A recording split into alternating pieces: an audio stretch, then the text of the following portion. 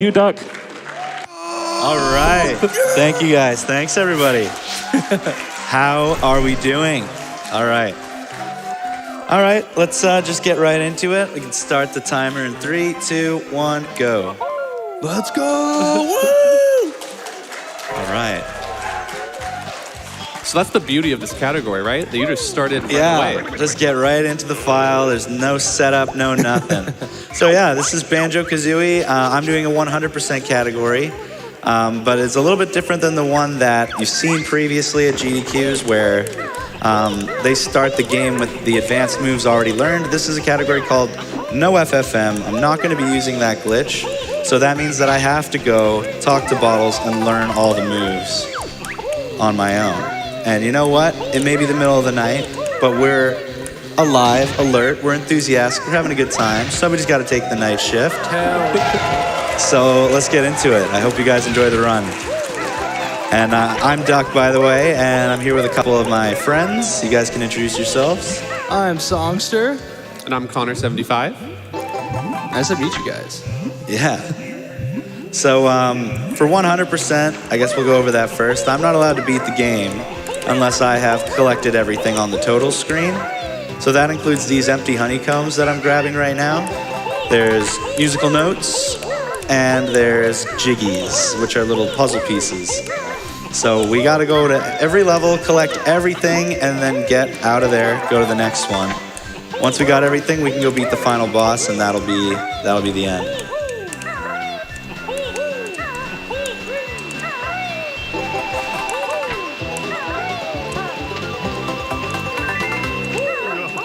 So the area I'm in right now is called Spiral Mountain, and it's basically the tutorial stage where Bottles teaches you the basic moves. So we went ahead and just blitzed through it because there are collectibles there. Oop. Oh, I can't believe that worked. Beautiful bottle skip. Exactly. So there's actually two setups for bottle skips there. Like one setup that us runners used to do a long time ago is where we would just backflip behind Bottles and then jump to the bridge. But for what Duck just did, there's a specific spot that he jumped where he went towards Bottles and then over to the bridge, which is a little quicker than the original setup we did. Yeah, exactly. It's a little more precise because there's certain triggers up there, which will just make you fall and talk to Bottles, but you kind of just navigate around them so that you can skip that. Yeah, no talking to Bottles. Don't want to be his friend. Don't need his help. But actually, I will talk to him a lot more in this category. Yeah. Then we want to sort of go over the differences we might see in this run. Yeah, so we're going to start with the big difference right here in that he's not going to go into Talon Trot right away. If you've been watching a lot of Banjo-Kazooie speedruns over the last couple of years, you're probably used to runners having Talon Trot instantly when they enter Mumbo's Mountain. And that's because of the Furnace Fun moves glitch that has been most popular for a long time now that allows you to get all of the Bottles moves on a previous file that you have, Game Over in Furnace Fun, and then start the run. And this is the point when you enter Mumbo's Mountain that you normally have all these moves. But as we see Duck doing here, he's going over to a Bottles to learn the Beak Bust move. Yeah, not knowing all the moves that you would know for FFM also changes a bunch of the routes. Because usually if you would have Beak Bomb, you could just enter Freeze Easy Peak early. But since we don't have that, we won't be doing that. Right, we're going to go to Bubble Gloop Swamp earlier than we normally would. It's actually the last stage when you do the FFM route, but in this one, we're going to be going to Bubble Gloop as our fourth stage, which is actually more of the intended way of going through the game. And it's because, yeah, like Longster said, Songster, sorry, I don't know what to call you. His real name is inappropriate, I'm not allowed to use it. So it's a no-no. It's a no-no over here, so basically, we can't do a glitch which lets us go to Freeze Easy Peak earlier than normal. And another thing that happens is because you learn a move in Freeze Easy Peak that's required to 100% Gobies Valley, and the same thing the other way, where you have to learn a move in Gobies to 100% FP. So in this category, we actually have to revisit one of those stages. So you'll see that I actually will be making 2 visits to Freeze Easy Peak in this run.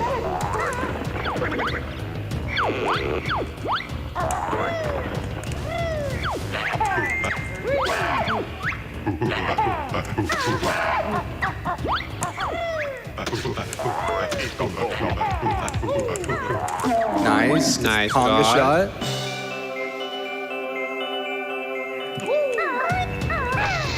And then coming up, we'll be going to Ticker's Tower, and we'll be using slope abuse to basically climb Ticker's Tower, not being having to go turn into a termite. So we'll be saving 5 tokens by doing that.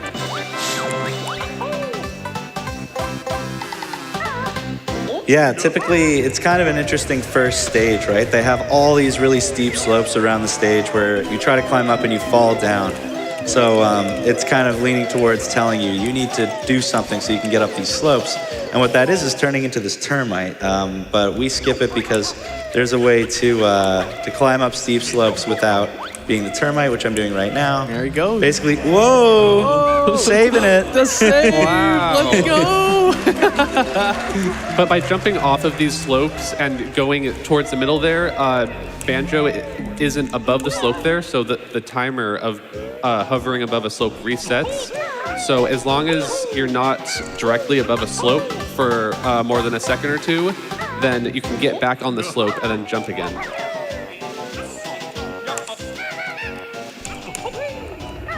And unfortunately, they actually patched that in a later version of a BK cartridge, like the 1.1 cartridge. And that was like the only thing they patched. Like everywhere else in the game, like slope abuse, you can still use it, but they only patched it for Ticker's Tower. Just so that we can turn into the termite. All right, so now Duck's gonna go turn into the termite, right? Yeah, no, I do have to go into Mumbo, but I'm not going to wake him up just yet. We'll let him sleep in. Yeah. But he does have some stuff that I need to steal from him and then get out quickly. We gotta be very quiet. Keep sleeping. But you'll notice I still collected all the Mumbo tokens in this stage, and those little skeletons that I'm picking up, they're used to pay Mumbo so that he can use his magic and transform you throughout the game. So I need to collect them because I do need to transform, and there are a finite amount of them in the game. However, they're not on the total screen, so I don't need all of them, just enough so that I can do all my transformations. Mm-hmm. And something that we got coming up here is a jiggy jig skip for collecting a Jinjo, all Jinjos. So usually you'll have to do the, the jiggy dance, but here we're gonna collect the Jinjo and immediately jump into the water. So here we go. And then bam, Perfect. flutter, skip that jiggy jig dance. Yeah, and it's actually really important because the 10th Jiggy does like an 8-second long dance that's like a little bit longer than the normal Jiggy Jig. And that's it, that's Mumbo's Mountain. Yep. Do we have a moment for a quick donation and announcement? That's a good time. We have $3,000 from Anonymous. Yeah, right. and that $3,000 donation put us over 2K donations for the entire event. What? That's 2,000 donations total. All right. Oh wow, that's awesome. Yeah, you know what? It's been a hyped start to this GDQ, and I'm always really grateful when they give me an opportunity to come out here. It's super fun, a lot of good people around. Keep giving generously and keep having a good time. I know it's the middle of the night for a lot of people, but the real gamers are watching right now and having fun. Heck yeah. So here you'll notice that Duck did not open any levels. So Yeah, I'm going to be entering a lot of levels early in the speedrun, and there's quite a few that are different that you would have not seen at a GDQ before, and I don't believe this one was actually shown off when I raced against Hag in 2019. So to get into Treasure Trove Cove, he used a laggy camera angle there to flip out of bounds. And now he's going to do a pretty precise jump here to get into this water that is still a little bit out of bounds. And he can swim there and then do another precise flutter jump to And he get gets the level. Nice. And speaking of entering levels early, so this is actually the first ever GDQ that we're going to be representing bit clips for BK. which is really cool. Oh, that was cool. Yeah. I knew that was gonna happen too. It's so often you ground pound through the floor there and then accidentally leave the stage, so I was ready for that. Yeah. But yeah, big clips, we showed them last year at SGDQ 2020. What was last year, 2? Yeah, this is 23, okay. And we showed it for Banjo-Tooie, but they have the same engine, so we actually found a lot of uses for them in Banjo-Kazooie. And I'm gonna be saving 2.5 minutes by using bit clips in this run. They're really difficult and they're really complicated and they look really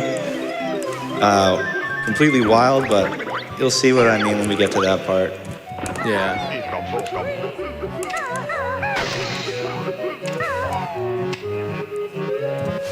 Got a nice quick dive, getting that gold for Blubber. 'Cause he lost his gold. Can't believe it. Yeah. So we're gonna get good blubber or bad blubber today? Is Blubber gonna be nice to us? Come on, Blubber. Oh yeah. He's nice to us. Good blubber. Blubber is invited to the birthday party. Yeah. What I mean is that the Jiggy's gonna spawn right on my head there during the cutscene. Of course, the dance overlapping with it gonna save us a little bit of time. Yep.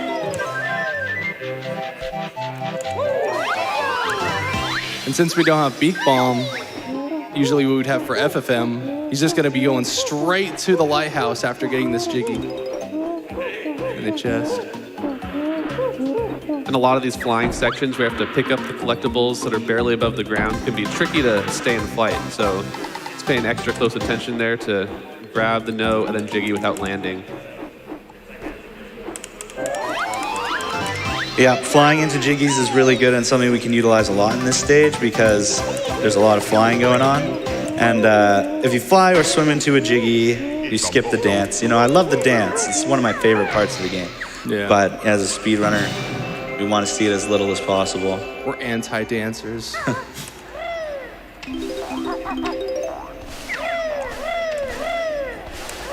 And here we're gonna be just abusing this fall damage to get some to low health. Didn't want to get to that low health. Yeah, not but that low health. It's okay. We have to deal deal later. anyway. Exactly.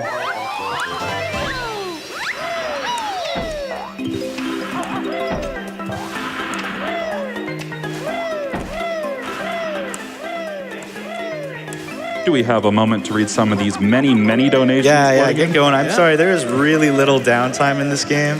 Yeah. You can go ahead right now, for sure. Yeah, we have $100 from the Umman, who says, "Good luck, Duck. Watching the first game I ever played get destroyed is what got me into speedrunning." Whoa-hey!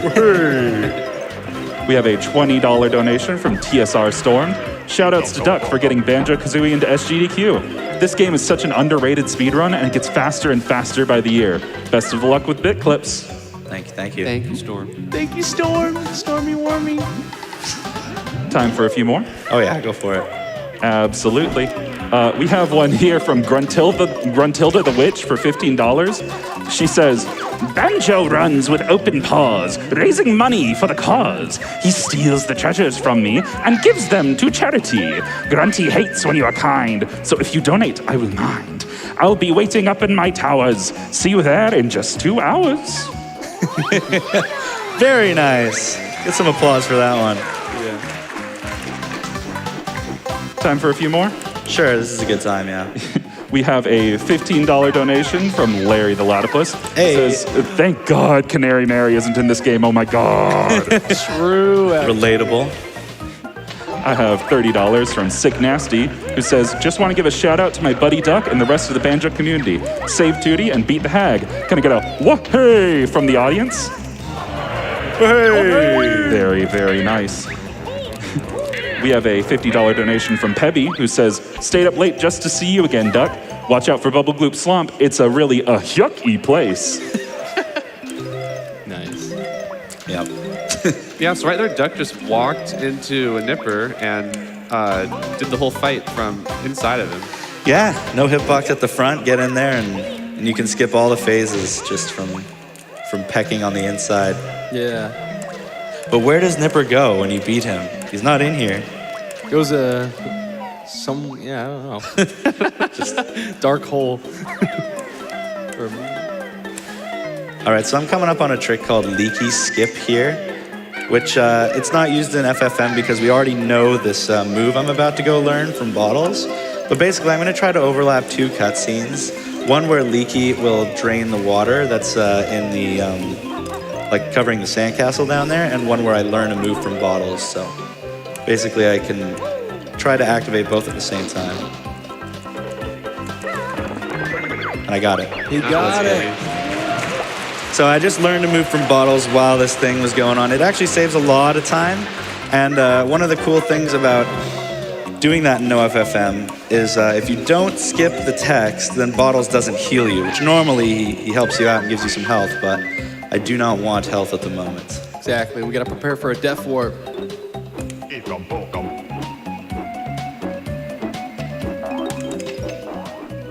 Another cool thing for NoFFM here is for FFM, since we have Beak Bomb, there's some faster strats that we can like just Beak Bomb through the Jinjo while also collecting the honeycomb at the same time. But here we don't have Beak Bomb, so we don't have to worry about those difficult fast strats. You can just do it normally and easily. Yeah, no, it's great.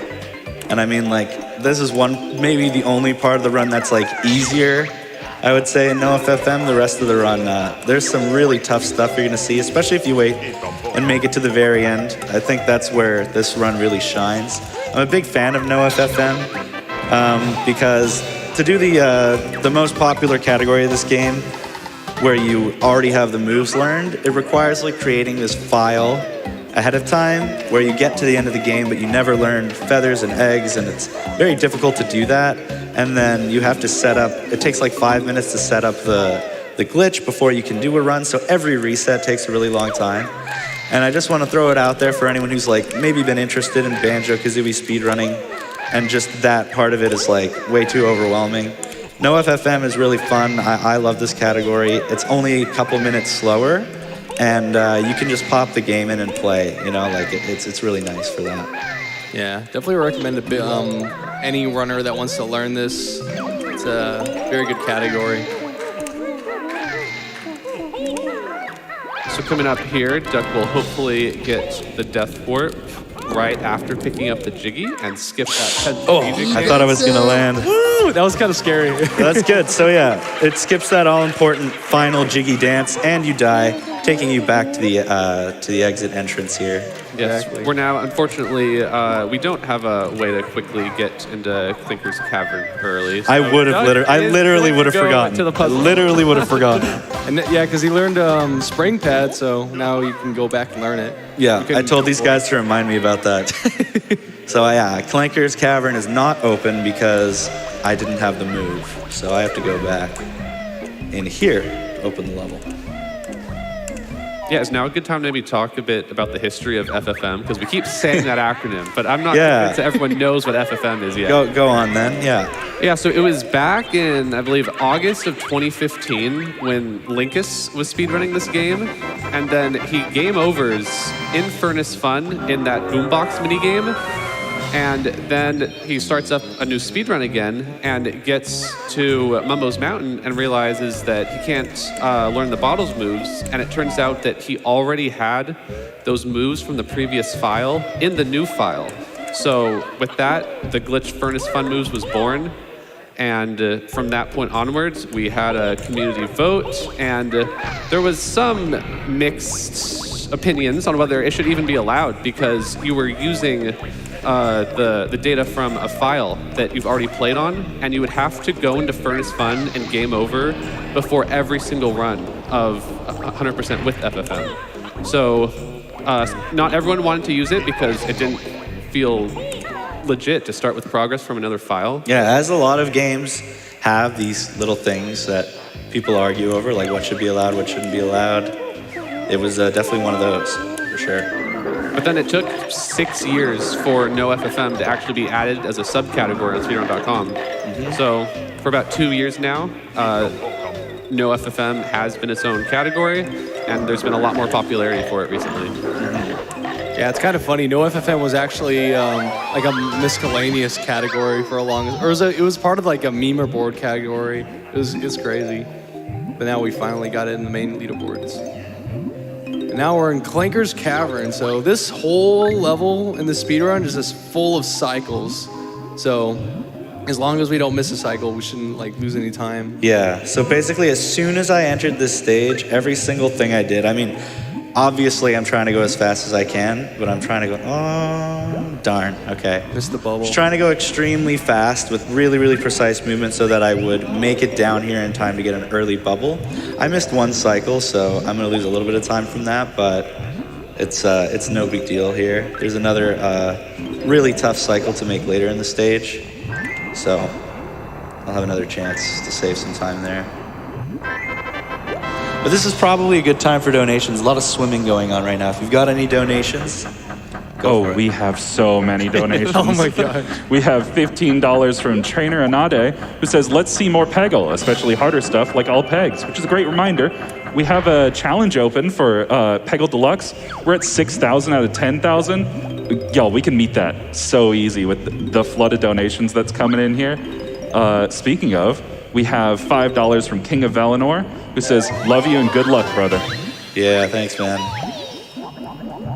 We have a fun one here. $20 from Nick O, who says, BK, Banjo Bear, BK.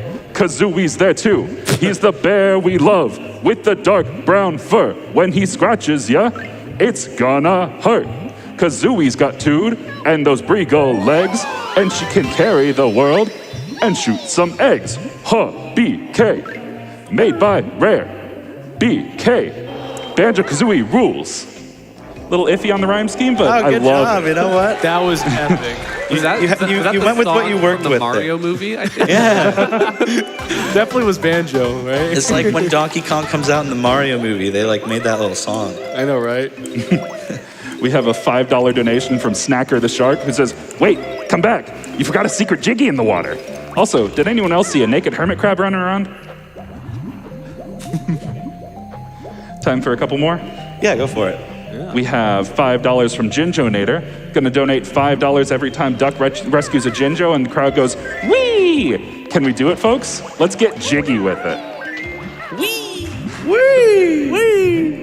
We have $25 from Charmander. Hey, Duck. It's always a blast seeing you run on GDQs. I stayed up extra late tonight to see you run live. I've always loved Banjo and Kazooie, and watching someone destroy it inspired me to try my hand at it too. Not very good at it, but oh well. Anyways, keep being awesome, and don't forget to sing the Mr. Vile song. Here's to first try MMM early, and I'll donate an extra $5 for every failed attempt. Good luck on the run. Oh, so I should just fail MMM early over and over again. We can be here all night. I'm not saying it's an infinite money exploit, but it sounds like one. Oh, man. Time for a few more? Sure. $50 from I Am Gibbon says, Ikam Bokam. Hey, come welcome. I guess we do have a trick coming up here. Oh, yeah. Go for it. We got the bolt jump. So what he's gonna do now is he's gonna like come here, get this note right here, and he's gonna make this jump all the way over there instead of having to climb it over there. And bam, he got it. Whew, thought I was going to let go there. Yeah, that beak bust gives you a little bit of extra height to grab onto the pole. Yeah, and this is also essential to make the cycle here. Because if you miss that bolt jump, then yeah, you're gonna be missing out. And another trick comes. Basically, he does a backflip there, like, but he bear claws first and does a backflip. So he basically backflips in the air and gets that honeycomb midair, which is really cool. Yeah, shout outs to Alpha for the tutorial on that. That made it super easy for even runners like me to learn the trick. Wow.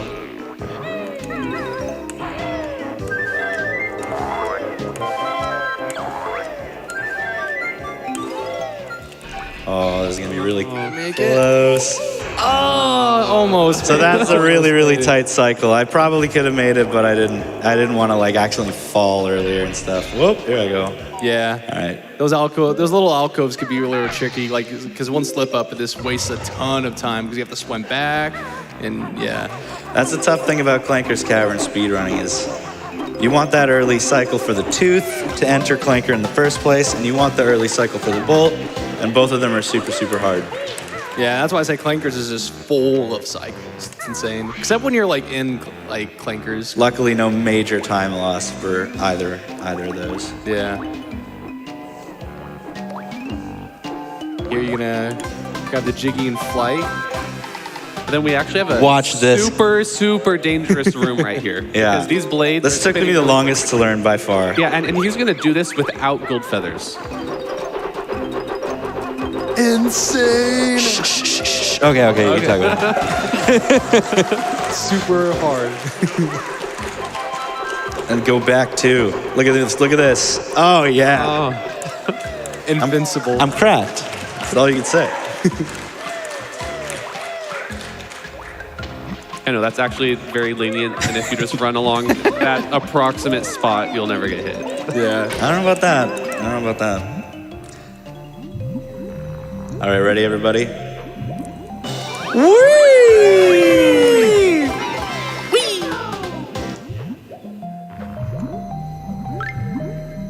You guys are incredible. Thank you. All right, we're coming at the end of Clinkers. So now we're going to be visiting the mutant snippets. What we're going to try to do here is we're going to basically kill 2 of them, and then the last 2 we're going to poop like eggs on them. And then while those eggs are killing them, we basically position ourselves where the Jiggy is going to spawn, therefore like saving that time from going to the Jiggy and this already being there. Could be a little tricky sometimes though, because the mutant snippet doesn't always want to be where we want it to be. Do we have time for a donation while we're killing the Teenage Mutant Ninja Snippets? Sure. Yeah. We have $250 from Bonnie, who says, "Roo!" That sound that Kazooie makes while jumping, specifically written out that way. We have $10 from Prometheus, who says, "Ikam bokam." Also, let's even out that Loom incentive.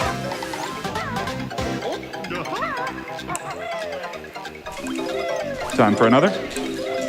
Yeah, you can do one more. Alrighty. I have $25 from Konarikan, who says, "I just saw a bear wearing a bird and a backpack be chased by a mole wearing some thick glasses, a hippo wearing a pirate hat, a camel, and a witch doctor pass by. They all dropped $5, so I figured I'd donate it here." Nice one. So here we're coming up to the end of Clanker's Cavern, and you'll notice through this run there's a lot of death warping at the end of a stage. And usually I'm going to be getting my health really low and then finding a way to die. But this stage, there's a unique, more a unique one where we're actually going to run out of air. And so there's a perfect convenient swim here that I have to do where I get all the notes, that empty honeycomb, and the very last Jiggy in the stage while swimming. So it's a little bit tight on the timer, but it all lines up really well so that right here when I get this very last item, we'll drown and we'll have 100% of the stage right before doing that. So one thing we didn't mention yet about this game that makes it really not marathon friendly at all and extremely unforgiving is that if you die at any point during a stage, you lose all of the notes that you collected. So they respawn in the stage and you've only got 56 or whatever you died with, and you have to go back and recollect every single note. So basically an unintended death during the speedrun can lose up to like 11 minutes or something, like more even sometimes. Yeah. And Depending where you die. You definitely haven't factored that into the estimate. So, No. So if you die, you're going over estimate. Yeah, Yep, exactly. No, but it's fine. I won't die. I hope. Anyways, yeah, so any unintended death would be a really, really big time loss. But the intended deaths are okay because once you have the 100 notes, you have them for good. Yeah. And I guess they fixed that when they switched Banjo into Xbox because the notes actually saved. So Fixed is a strong word. They made it easy for the whiny babies. that is true.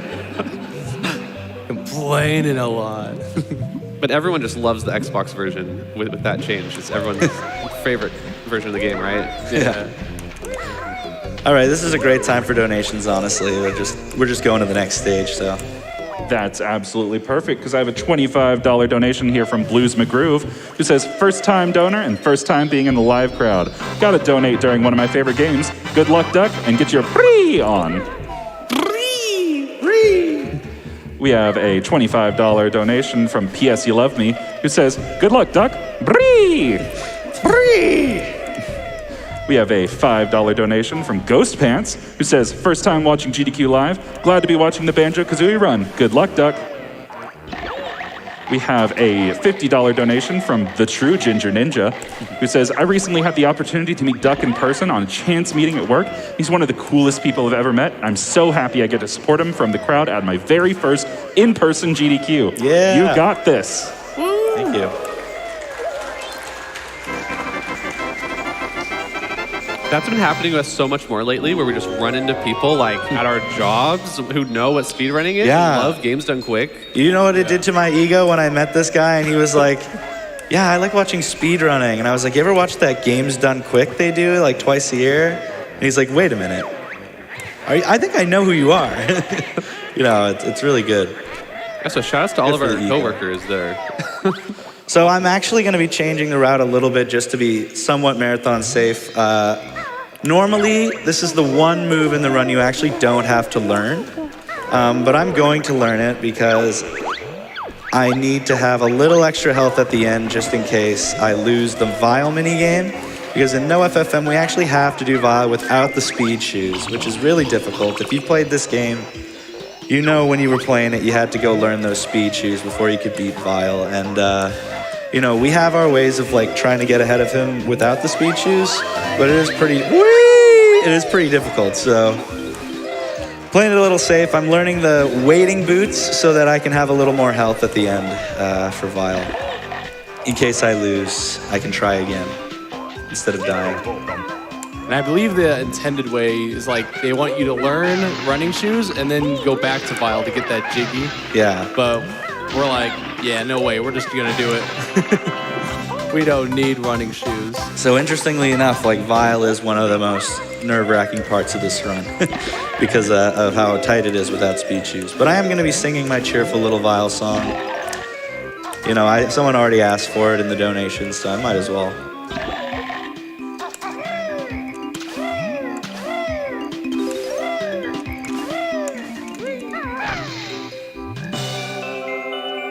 There's one cycle that's coming up now is the Blue Croctus cycle. If you're quick enough, you could just make that quick cycle, where he just opens his mouth and you shoot an egg in there. Super tough to make. Yeah, it's a little different because I learned the rubber boots. So Yeah. it's always going to be a bit of a different cycle.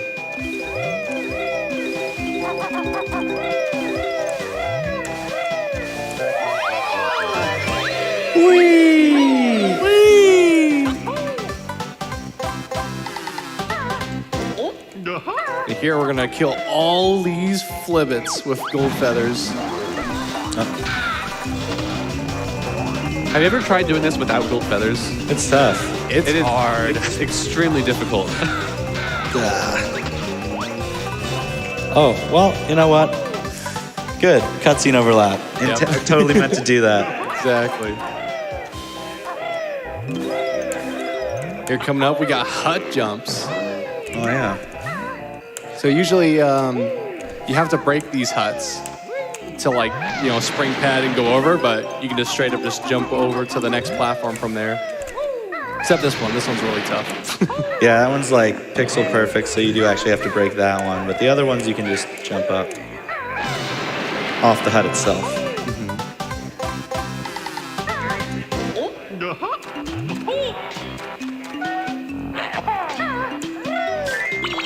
Do we have time for a few quick donations? Sure. We have $20 from Zashiel, who says, long time runner, first time donating. One thing to say, go Huck. Go Hook. We have $10 from a Welsh whale, who says, best of luck to Duck. Where are the other 74 Connors? And Songster, you know what to do. Wash wow, wash wow, wash wow. We have $100 from Greater Knighton, who says, duck running Banjo-Kazooie was my first experience with speedrunning back in 2016. Super excited to see this run. Good luck with Rusty Bucket Bay. Whee! Thank you, Greater Knighton. You guys are superstars. Legend. Good for a couple more? Yeah, sure. We have $15 from Lordly Hour, who says, I just beat 100% of Banjo-Kazooie for the first time since I was 6 a few days ago, and then I learned it was in GDQ. Salubrious coincidence. What a good word. Perfect timing. I've never heard that word. If it's made up, it's well made. Exactly. Sounds like a good word. Must be in the dictionary right now, if it isn't. All right, so I'm getting my phone out here just to pull up Notepad. I promise I'm not like bored of the run or anything because we have a really difficult memory game coming up. And normally in runs, like I would just type the colors of the turtles like in the Twitch chat as they come up. But I don't think Duck has a keyboard over there. Yeah. So what Connor's trying to say is we're going to cheat. Yeah, so we're making this co-op, and I'm going to keep track of the colors for him. But yeah, remembering all 7 is really tough. Because, yeah. But I think you got round 1 fine, right? And I did have round 1 and round 2 just fine. So what he just did there was basically like run into Tip Tup so we can like basically walk during the cutscene. Seriously? Oh my God. This game is broken. That turtle's buff.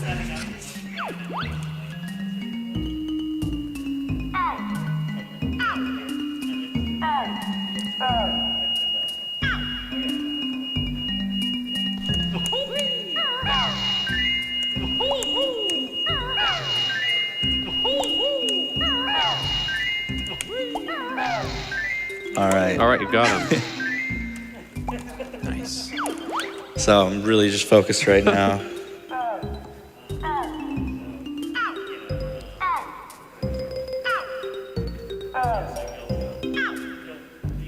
All right, blue, purple, yellow. Yeah. Then pink, yellow. Okay. Oh my God, this is such a this is no stress. Then blue, light blue.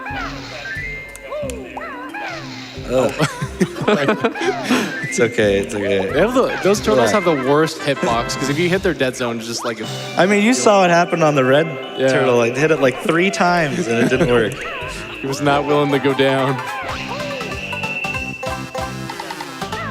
Yeah, it is way harder to remember 7 colors in a row like that when you aren't keeping track. I don't know. Does anyone do that from memory? Nobody does. Nobody does. does. I tried doing that when I first started running, and then I think I was watching, and then it was just difficult. I was surprised I was able to do it, but it was hard. But when I started watching people, I started like texting the colors and stuff, and I'm like, I need to do that. That'll make my life so much easier.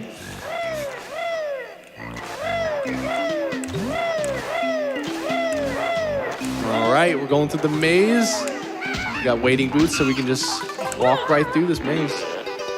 Yeah, normally you would just jump through this swamp, and by the time you get to the very end of it, you have exactly 1 HP left, so you can go do the Vial minigame and then Death Warp after it, but I want to play it safe. Just in case I lose to Vial, I would get another chance by getting in there with 3 HP. Yeah, that's totally understandable, because Vial without running shoes, definitely really hard. I'm sure you casual runners know. Those of you who've tried without running shoes. Did I have 4 health there? Or 3? If I have 4, I want to get hit again, honestly. Yeah.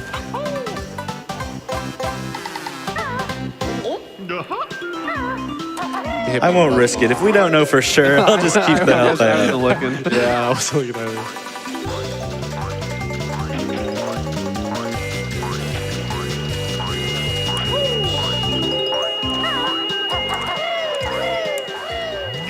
So, okay, hello. Gosh, he was ready. At least I didn't get hit.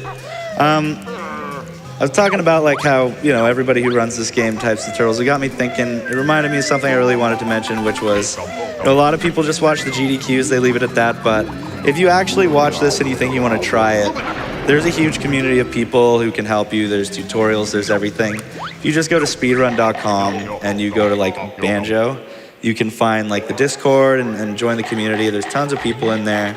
If you're interested in any Banjo game, even Nuts and Bolts, which is terrible, You can join the Discord, and there will always be people there to talk to you and help you learn the game. So, there's lots of ways you can stay connected. I mean, you could watch my stream, twitch.tv/duck. I'm always speedrunning Banjo-Kazooie, having a good time. You can follow Schlongster7 and Connor75, my guys here. But anyways, Vile song time. Here we go. Here we go, we're racing Mr. Vile. Greedy crocodile doesn't make me smile. On round one, we'll grab all of these items. We don't gotta fight him, he's real slow. That's right, on round one with Mr. Vile. Greedy crocodile doesn't make me smile. Going around to eat up all the yumblies in my tumbly. Hey, let's go. Greedy crocodile, Mr. Flippin' Vile doesn't make me smile. Here we go, we're gonna eat up all the yumblies in the tumbly. Do-da-da-do, da-da-do-da-day.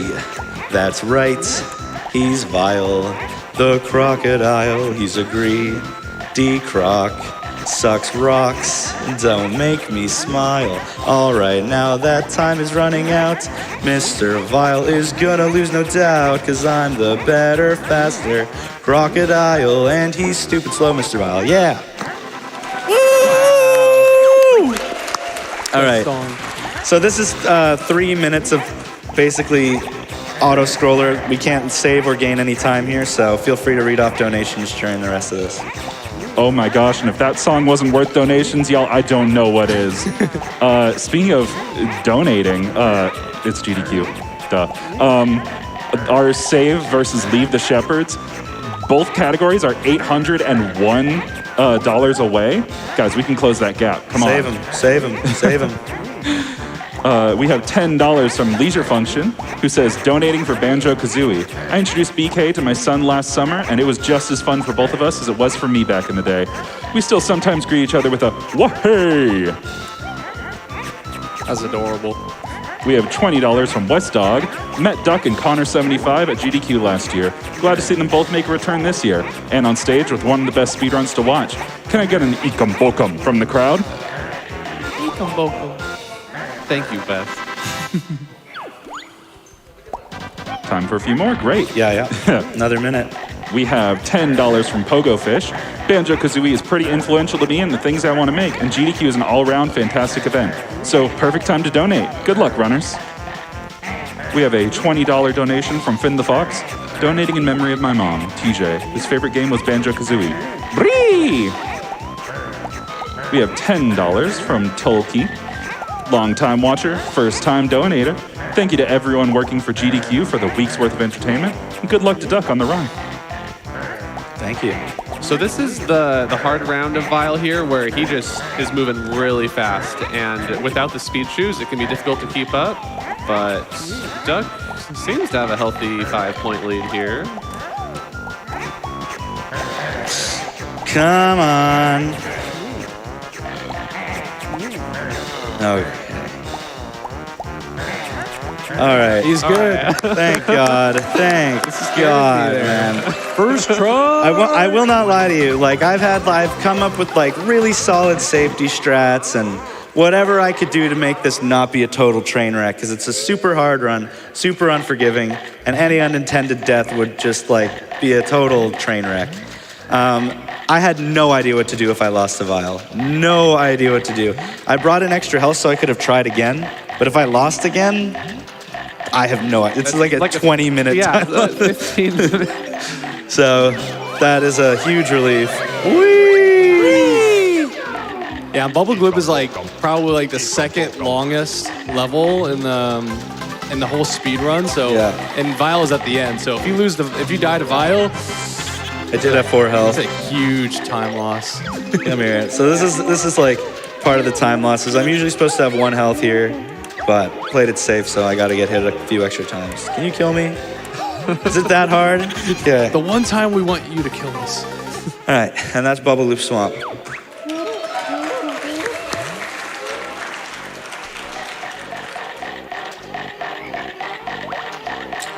Another good time for donations. We're just heading to the next stage. Excellent, excellent. And we have a $15 donation from Wolf, who says, always hype for Banjo-Kazooie, and another fantastic Mr. Vile song from Duck. Thank you. We have $25 from Isquen, who says, wah-hey, from the night crowd. It's always great to see a Banjo-Kazooie 100% run, a relic of a simpler time where Canary Mary didn't exist. Good luck, Duck, on the rest of the run. We have $15 from Fairy Baby, who says, I'm so excited to see my favorite game back at GDQ. Good luck to the runner. Hype! Hype! Hype! We have a $10 donation from Daft Digger, who says, Ikam Bokam. Hey, that's the thing I said. I just had this idea. I had this thought of a call to action because we're all talking about how it's the middle of the night. But this has to be like prime Europe hours, right? Prime Australia hours. Shout outs to anyone who's watching where it is not the middle of the night right now. Represent your country. You know, $5 donation train saying where you're watching from. So now we're in Freeze Easy Peak 1. We'll be coming back here like later in the run for our second visit. But for this first visit, we're just gonna be collecting most of the jiggies and collecting all of the notes so that we don't have to worry about that for the second visit. Yeah, the reason we have to do 2 visits is because we don't know the speed shoes, which you can see in Bubble Gloop. And to get all the jiggies in this stage, you do need to know the speed shoes. So we will have to come back. So yeah, you're gonna see me leave behind a couple of jiggies, all the Jinjos, and you'll see how I get them on our second visit. And as you can see right now, Duck only killed one of the enemies there, and the others don't actually load onto the screen when you aren't looking at them. So he can just chill here and collect all 10 of the little twinklies by doing absolutely nothing. Bam, we didn't even have to do any work. Oh. Saves a bunch of time, too. It's like the most downtime in the whole run. Like I can breathe there. Briefly. And I gotta say, like, just love the music in this stage. I mean, I love the music in this game in general. Shout outs to Grant Kirkhope, of course. Wrote an amazing soundtrack for this game. I know he's watching right now, too. Heck yeah. And there we are. We got Beak Bomb. Yeah, we learned Beak Bomb, so I can do this.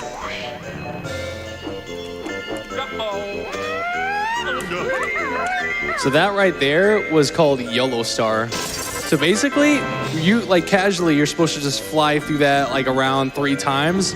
But with that Beak Bomb, we basically roll into it, like through it once, flutter back, and then there's like a dead zone right next to the star where you can just beak bust and recoil back a 3rd time, saving a lot of time. And the game just puts you back in flight because it doesn't know how you would have gone through the star without being in flight. So I can use that to my advantage and go hit the buttons before I actually go into the tree. Probably one of my favorite tricks, honestly. Yeah, really cool looking trick. Swag strats. You gotta have them. Swag. Is there any point in speedrunning if you're not trying to look cool all the time? Speaking of looking cool, can we read some donations from some cool people? Yes. We have $10 from Soul Willen, who seems to be answering that call to action. They say, hello from Australia. Watching a Kazooie speedrun while I'm playing Tui. Good day, in my opinion. We have $5 from Nin, who says, watching from Germany. Fantastic train idea. Big heart. We have $5 from Mr. Y, watching at 10 a.m. from Germany. We have $10 from Code Alpha. These keep on coming in. I'm watching from the U.S. because Hey, you're welcome, Doctors Without Borders. watching from the U.S. because I chose to stay up for this run. Keep it up. We have $5 from Mott. Hello from Europe. This makes for a nice morning cartoon. We have $25 from Anonymous, who says, had to donate for Banjo-Kazooie Vile song. Great start to a great event. We have $5 from French Fry Apocalypse, who says, 3:10 a.m. here in Wisconsin. Any third shifters? Time for some more? We got a lot. Yeah, really, it's a good time. Yeah. We have $5 from Tango Crime, watching from Manchester, England. Been enjoying GDQ since 2011, and it's great to see the runners and crowd enjoying the vibe. Love you folks, have a great marathon. $5 from JVK, loving the banjo run, greetings from the Netherlands. We have $25 from Nyasara, watching some sweet bear and bird action from sunny Singapore. SGDQ hype! Hype! We have $5 from Banana Nana Nana Boy, 10 a.m. here in Slovenia, and watching games done quick makes my terrible job a lot better. We have $5 from Four Eyes, Banjo $5 train, watching from Finland while working. We have $5 from Banjo. Love watching SGDQ from Germany. Good luck to all runners. We know where Freeze Easy Peak is now, guys. Yep. It's been Germany this whole time. I knew it. We have $5 from Krista. Greetings from Finland. It's lunchtime here. Also, cha-cha-cha-cha-cha-cha-cha. Okay. $5 from MH0. $5 donation train. You got it. Greetings from Germany. Ah, the classic. Time for more? Yeah, go for it, man. I mean, of course. That's You what it's all about. You're on a roll here. This is what I wanted. Hey, I don't need to talk about the game. This is great. I get a break. Donation. $5 from Rokmal Sarala. Jumping onto the train from Non-Night Gang. Greetings from Germany. Ikam Bokam. $5 from Rotzi 1988. Greetings from Germany. Heart. We have $50 from Ram Heartbird. Wahey! Yeah, that's the new one. Okay, everyone who already just donated, you have to donate again. Another $5, and the message just has to be wahey. That's it, nothing else. We have $5. So everybody do it again. Again, come on. We have $5 from Sneaky Dryad. $5 dues from 6 p.m. Australia crew. We have $5 from Pablo's. Hi, longtime watcher and donator here, representing Finland in the $5 train. Keep being awesome, GQ. It's a little past 11 a.m. here. We have $5 from Matt. Banjo-Kazooie gave me a love not just for platformers, but for adventure games as well. Best of luck with the run, Duck. Hello from Australia, smiley face. We have $10 from Monster Locket. Feels wonderful to see Duck and Banjo again. Thanks for the so far great run. Greetings from a sunny noon in Sweden. We have $5 from Mr. Kapali. Finland here. Clock is 11 a.m. $50 from Swanzor. Watching from Belgium. 10 a.m. here. We love Banjo here. $5 from Kona Rican. Greetings from Nebraska, representing the night shift. Oh, yeah. $5 from Remio. Love from us. All right, so we are now the Walrus, as you can see. And we have to race Boggy, the bear, the guy we helped out earlier with his stomach ache. So we're going to be racing him, and he's going to be having a great time. He's going to exclaim a great time he's having by saying, "Wahey!"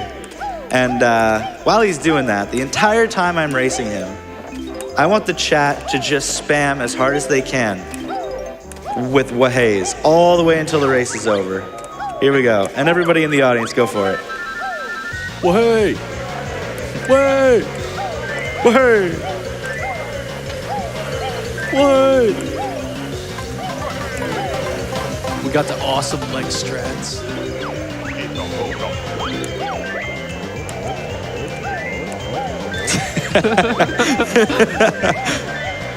Man, this is so much power for one man. I could just tell people to do anything right now. You love your power, Doug. Now tell everyone to run Banjo. Yeah, speedrun the game. So if you can hear anything above the waheys, Doug actually did leave behind a lot of collectibles throughout this level, and he's using this time during the race to pick up everything else to get to 100 notes. Yeah, there's a lot of stuff you can get during this race. Just a good use of time when you have to go through the whole stage like this anyways. Honestly, it works hand in hand with Boggy too, because this whole race is just rubber banding. So if you're really, really ahead of Boggy, he gets on his Ferrari and books it, man. But if you're like, if you're like a little behind it, he goes slow for you. Oh, I'm gonna lose, I'm gonna lose, I'm gonna lose! Just kidding. Ooh, got me scared for a second. Power of the waheys saved you. Yeah, and wahey. The Wahey! That was incredible, everyone. Good job. Don't worry, we'll be doing it again, but not until the very end of the run. So stay tuned.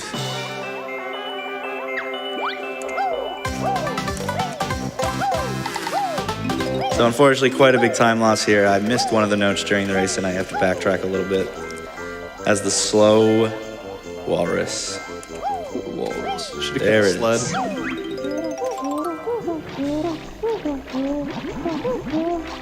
All right, time for something you've never seen before. If you've watched only the games done quick banjo runs, this is bit clips coming up. The first bit clip, which is going to allow me to enter Mad Monster Mansion without actually going to the puzzle and opening the stage the normal way. The puzzle for this stage is really, really far away from the actual stage. So for a very, very, very long time, banjo runners were trying to figure out a way that we could enter this stage without opening it. And it finally happened, and of course it's nearly impossible and incredibly difficult and incredibly ridiculous to see. It makes no sense. But here we go. It's time for Mad Monster Mansion Early. The debut of a new trick saves a minute and a half. Yeah, and to put it to put it into perspective, how precise this trick is, there is a single spot in front of Mad Monster Mansion that Duck has to get into that is 1/100,000th of a unit wide, and that is so precise that you can't just like walk up to the spot with any sort of visual cue. So every single input that he is doing in this next section is he has to be holding very perfectly straight on the joystick and then do other series of actions to get into that spot.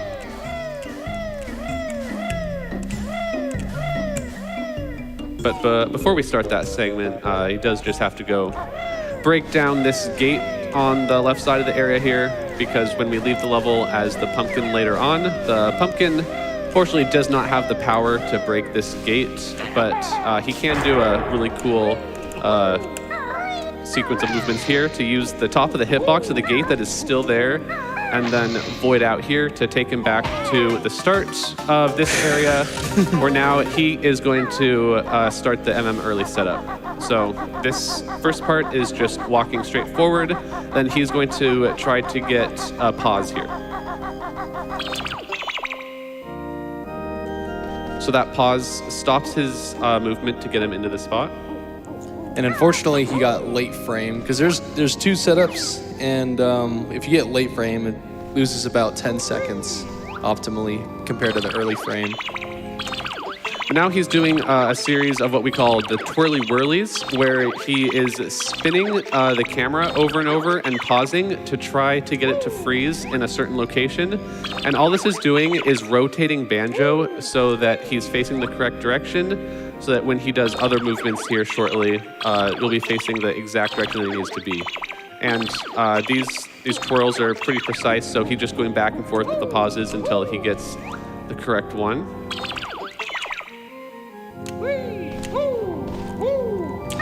And Woo! First try. Sorry about whoever was going to donate a bunch of times if I failed it, but that feels pretty good to show that off and get it first try. Oh man. Yeah, so It wasn't fast, but it worked. It was still did the first job. try. Yeah. So yeah, the floor there is actually made up of a series of triangles, and there, with certain triangles where they meet, there is a very precise spot where if Banjo is standing in, the game doesn't recognize him as top of either of the triangles. So for a single frame, you can actually pass through the ground there, what is called a bit clip. And through normal gameplay, that's really never going to happen to you, because you do need to have... Has it been that long? Yeah, I feel like I Jinjos. stopped doing that. But yeah, but if you have a lot of downward momentum, then you can clip through that spot, which is why he used that beak bus there to get into the level. Bear and bird breaking physics. Love to see it.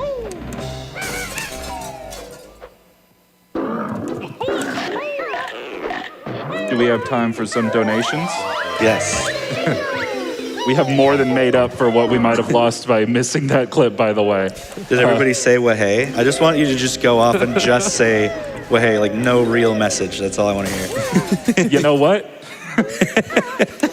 Ask and ye shall receive. $5 from French Fry Apocalypse. Wahey! $5 from Code Alpha. Wahey! $5 from The Human. Wahey! $5 from Remy Jet. Wahey! $5 from Rotzi 1988. Wahey!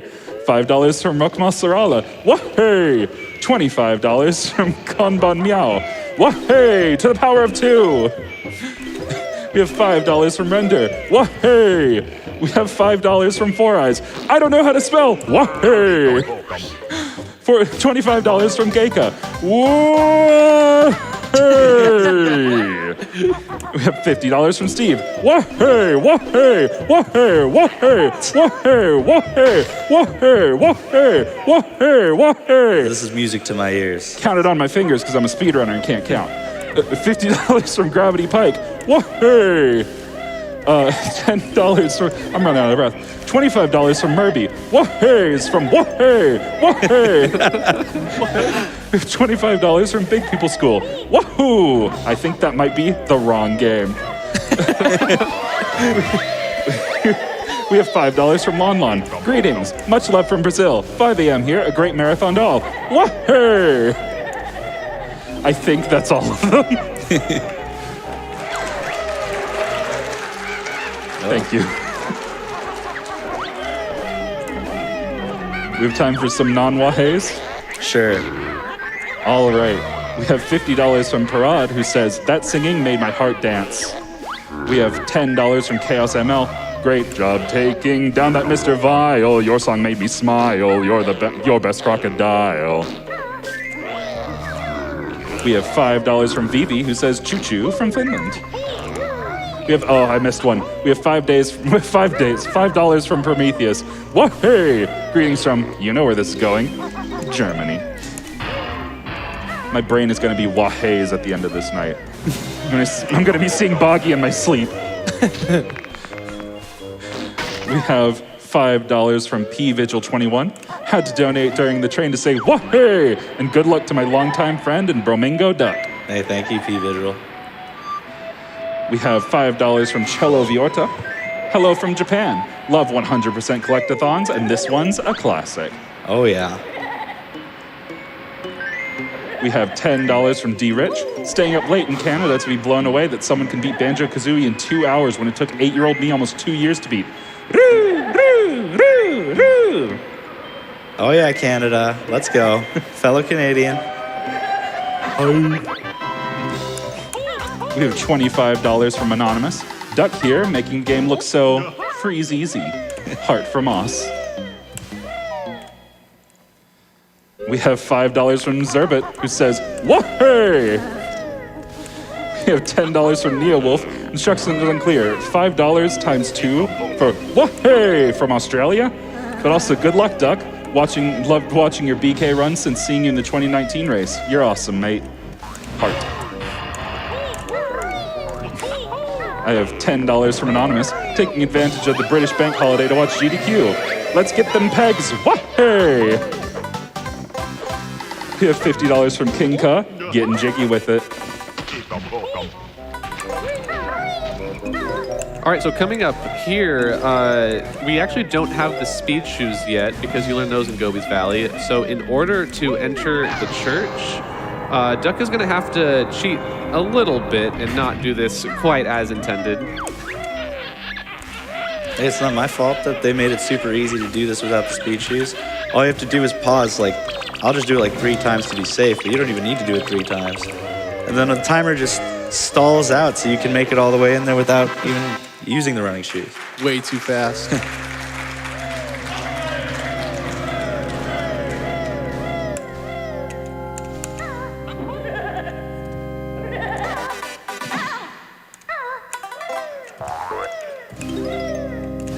Then coming up over here is Matsan's organ. So casually, you're just supposed to just copy Matsan and whatever he pushes for the keys on there. But if you know all the keys by heart, you could just go and do them all in a row and save a bunch of time from Matsan being slow and hitting all the keys. Just like this. Time for a couple of donations while we're pounding those keys. Yep. Just as I've caught my breath, we have $15 from Wahey that says Wahey. We have $5 from Who Grews On that says Wahey has lost all meaning now. I'm right there with you. Did it have meaning? We have $5 from Thodi, who says, "Wahey!" from Vienna, Austria. We have $30 from Afternoon Fika. "Hi there, we are Marcus, Ida, and Caro from Afternoon Fika here in Sweden. We're watching your stream while we pack plushies from our online shop. Thank you so much for the entertainment and good luck. Heart." We have $5 from Muso for Hire. "Thanks for shouting out the Aussies watching this in prime time, and thanks for shouting out Grant Kirkhope, without whom Mr. Vile would never have a song. And thanks for playing an awesome game. Greetings from Sydney, Australia."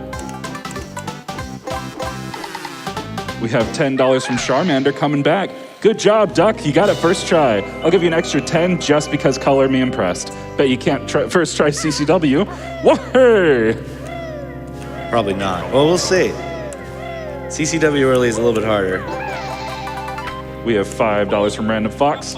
"Warm hello from Germany. It's a public holiday over here, so perfect time to watch SGDQ." Time for a few more? We have $5 from Mel Sinten. "Greetings from Sweden." We have $10 from Nathan. "Greeting from Australia, where I just enjoyed my dinner and I'm watching this great Banjo-Kazooie run in the comfort of the evening. Does mean I have to wake up at 2:30 a.m. to watch the opening." Well, we give and take. $5 from Ame Freak. "Good morning from Sweden. I know my dad is watching. I used to watch him play this when I was a kid. Love you, SA." We have $25 from Nice, who says, "Thank you for this awesome run on my first game ever played." $5 from Retropone. "Donation train from France, currently at work, but won't stop me from watching some banjos and kazoos." We have $10 from Jusuke, who says, "I used to make hate fan art of Boggy because I was so bad at the racing game. Love to see him lose. Wahey!" We have $5 from Downside Up. $5 for my favorite Jimi Hendrix song, Purple Wahays. Okay. Last time. But you all have to donate another $5. I want to know what your favorite transformation is in Banjo-Kazooie. Mine is the pumpkin. I was just going to like say, the it is pumpkin. definitely the pumpkin. You know, it's all about the crocodile, to be honest. Yeah. I like the pumpkin, and I like the walrus, I think, the most. But, you know, and there's some great ones in Banjo-Tooie as well. Oh yeah, like the T-Rex. That one's awesome. Time for a few more donations. $10 from Menace Inc. "Watching from London, UK with my 5-year-old loving the Banjo-Kazooie run. I got this game with my N64 and remember being proud of 100%ing it in under 4 hours as a kid, long before I knew what speedrunning was.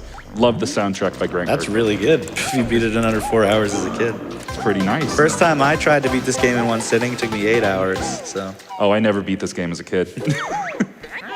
We have Neither. $5 from Just a Goose. Wahays from Germany, Heart. We have $5 from Calliope. A $5 international hype train? I'll buy a ticket. Hello from Berlin, Germany, where it's 10 a.m. and a public holiday. So here's to a whole lazy day of enjoying GDQ. Good luck to all the runners, and a salute to the tech crew and MSF, the true heroes. We have $5 from Anonymous. Working and watching Duck Running is one of the greatest. Watching Duck Running, one of the greatest games in the world. Count me in. A wahey from Germany. All right, so we got to give a shout out to Connor75 on this. I just remembered this. We used to do this well as Banjo and Kazooie, which is definitely not the intended way. You're supposed to come in through this little hole, and it's very easy to just walk around and collect all the notes in here. But we thought it was faster to come in as Banjo-Kazooie and swim around and do it. But Connor never wanted to do that because it was hard.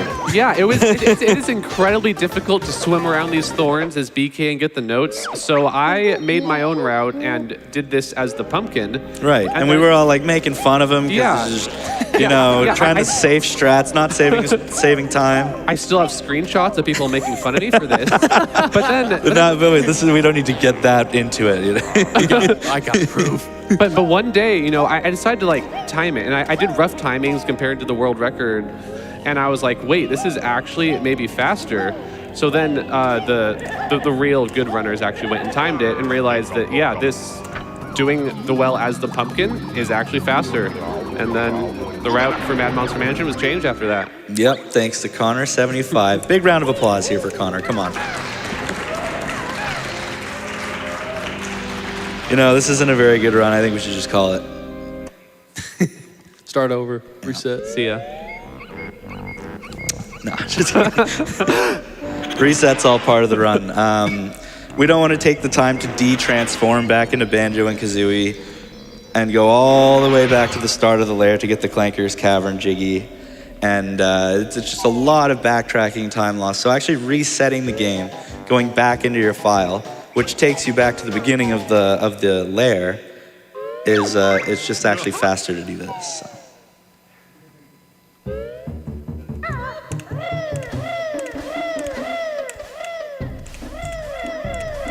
Are there still donations? I know we've read so many, but Yeah, right.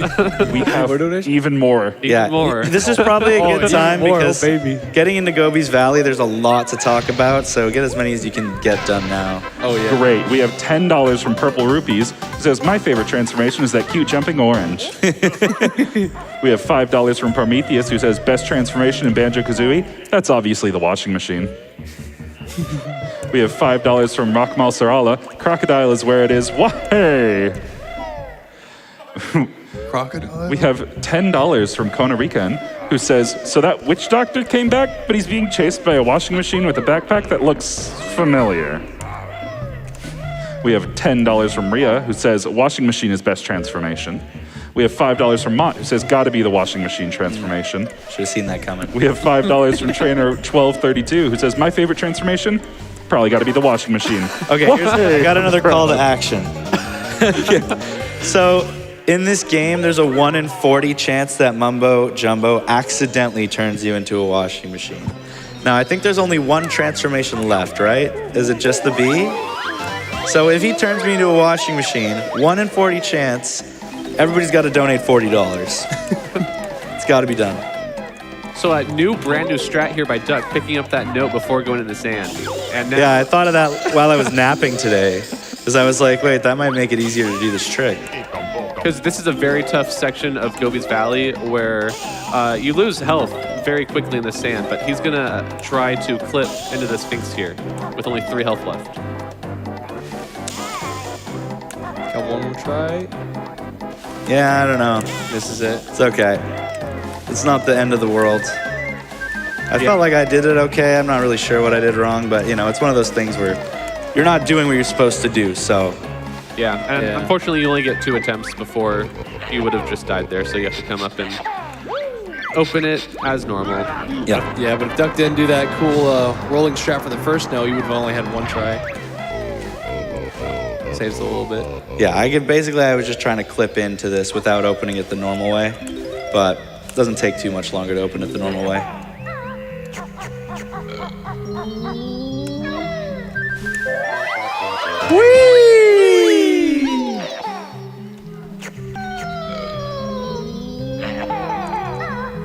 Time for a few more. Yeah, you could probably fit some in. Great. Quick ones. We have $10 from Jason Valentine. Morning from Sweden. My brother got this game when we were young. I managed to beat it way later, but one of my favorites on the N64. I have to go with the pumpkin, but the croc is cool too. Wahey, yo pokum. Or something. We got a $5 from Anonymous. Wahey, from Washington State. Big fan of the walrus transformation. Okay, so coming up here, there's these rings that you're supposed to fly through in the stage, but you're actually not going to see me fly through any of them except for one. If I have them off camera, they don't actually spawn. So I can get to where they spawn as they're rising out of the ground, and then I can rise up with them and then just jump through the ring. It saves quite a bit of time from having to do all that flying. And you're going to see me do that with, like I said, all of them except for one. It's that one nice.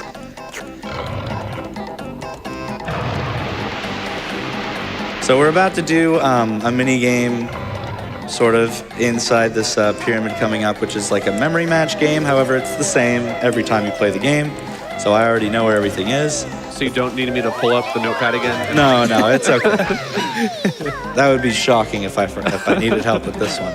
Yeah. But what we're gonna do is we're gonna try to get the best possible remaining timer. And that's how we always, in speedrunning, we're always like, okay, there's a timer counting down. How fast can I get this?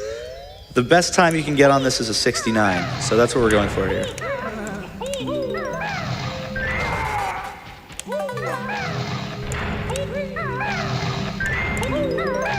Good to fit in some of these many donations while we're doing this puzzle.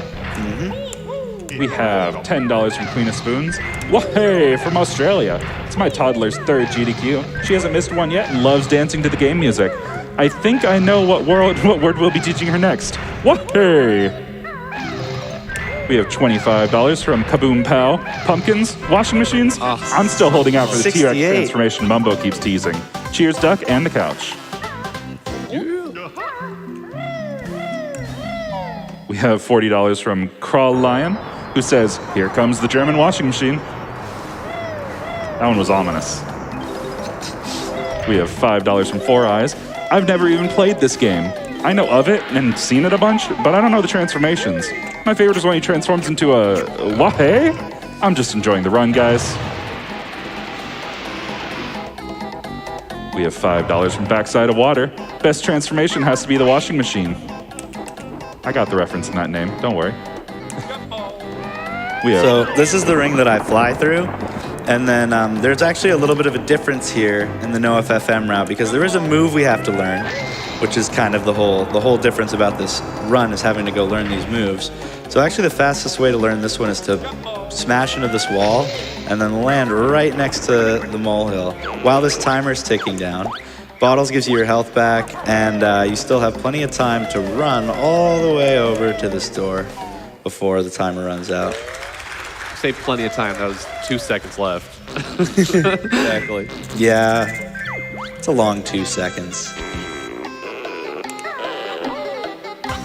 And coming up, I'm going to explain it before I do it because it's one of the harder things in the run. I mean, Gobi's in general is quite a tricky level. But I'm going to be trying to do a really perfect flying section into clip through the wall into the water pyramid. So if I can get this, it's a pretty nice time save. But first we got to go through a ring. Again, waiting to turn the camera so that I can actually go on top while it spawns. And yeah, this section's really going to be, I'm going to need to focus a little bit.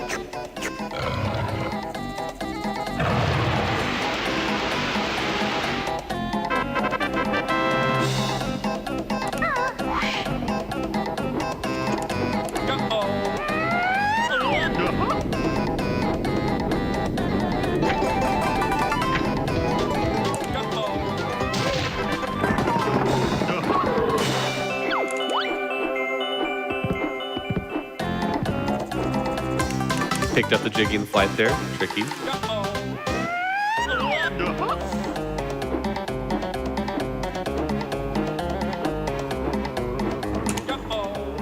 Yeah, It gets it. So that whole section is really like tough because to actually like commit to the water pyramid, I mean, you actually have to get that jiggy in flight, and because if you don't, then you won't be in flight and beak bomb to the like part where you have to beak bomb through water pyramid. So it just loses a bunch of time. I think 20 to 30 seconds to be exact. Yeah, well, different ways of failing it can lose different amounts of time, but that was the optimal way to do that trick. Well, the hardest part is that even beak bombing into the rock that Gobi's chained into, you can't just beak bomb into it and stay in flight. Depending on where you hit the rock, you can land, you can grab the jiggy, and all sorts of bad things can happen. And so there's like one very precise spot where you can beak bomb that rock and stay in flight. So that's the whole thing relies on getting that. So I'm pretty happy that worked out. It's a really cool trick, cool looking trick. So I'm glad I got to show it off. And coming up here is the maze pyramid. So casually, you just have to go through this pyramid, like try and find your way.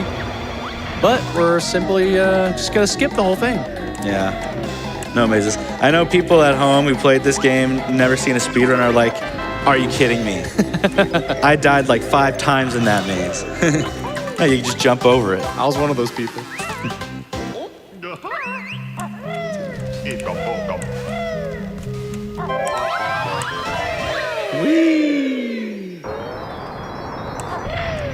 And if you notice, we actually didn't hit the witch switch there because we can actually get that later in the run without having to open the... Yeah, you might have noticed that like there's in every stage there is a grunty switch where her face is on it, and you should just ground pound it, and a Jiggy will be obtainable within the overworld. But there's plenty of overworld Jiggies we're going to completely ignore until the very end of the run. And we're going to let you wait and see how that works, because it's very cool, so...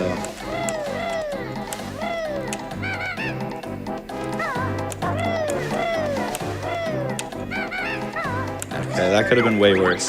If I mess that up once, I mess it up like 15 times. Yeah, that's a tricky jump without a setup. Yeah.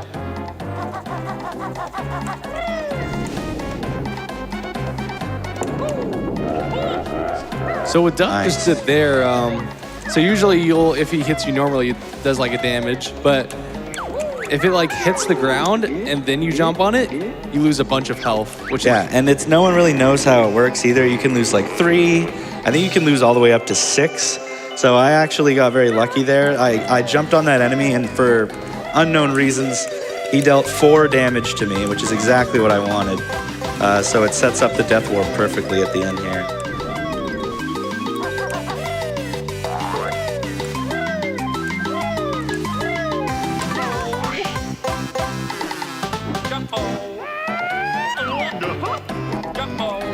And then here for Grabba, you're usually supposed to get this Jiggy with the running shoes, but we're just gonna beak bomb to it, and then beak bomb to the running shoes.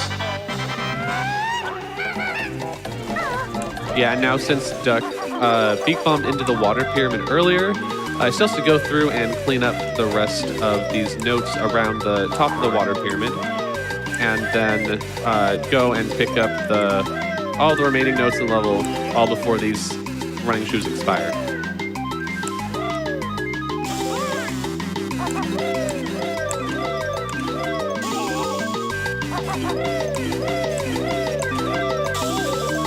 Do we have a moment for a couple more donations? Yeah, that was good for a couple more. Absolutely. We have $5 from Downside Up, who says, paying dues for my membership on the Wahays and Memes Committee. And while you're paying your membership for both those committees, let's all pay our membership for the Peggle Committee and get that Peggle incentive met. Oh man, I just gotta say, other than failing Gobi Clip at the beginning, that Gobi's was really sick. That felt really good. Very clean. Man, that's a tough stage. It's so nice to actually play through it like that. Yeah, It was because good. any individual mistake in that level usually results in you landing in the sand, taking damage, and then before you know it, you're at 1 health. And then things get really scary. Yep. But yeah, I think it's kind of the nature of the speed run. We need to figure out the fastest way to have the least amount of health possible by the end of the stage. But also, if we die, we're screwed, and the whole run is over. So we just play the whole stage with no health, expecting that we're not going to die. I don't know. All right, good time for donations. Just heading to the next stage. 100%. We have $5 from Chromavision. Greetings from Fel Canadian. I'm spending my birthday staying up late to watch my favorite speedrunner play my favorite game. Fingers crossed for the washing machine.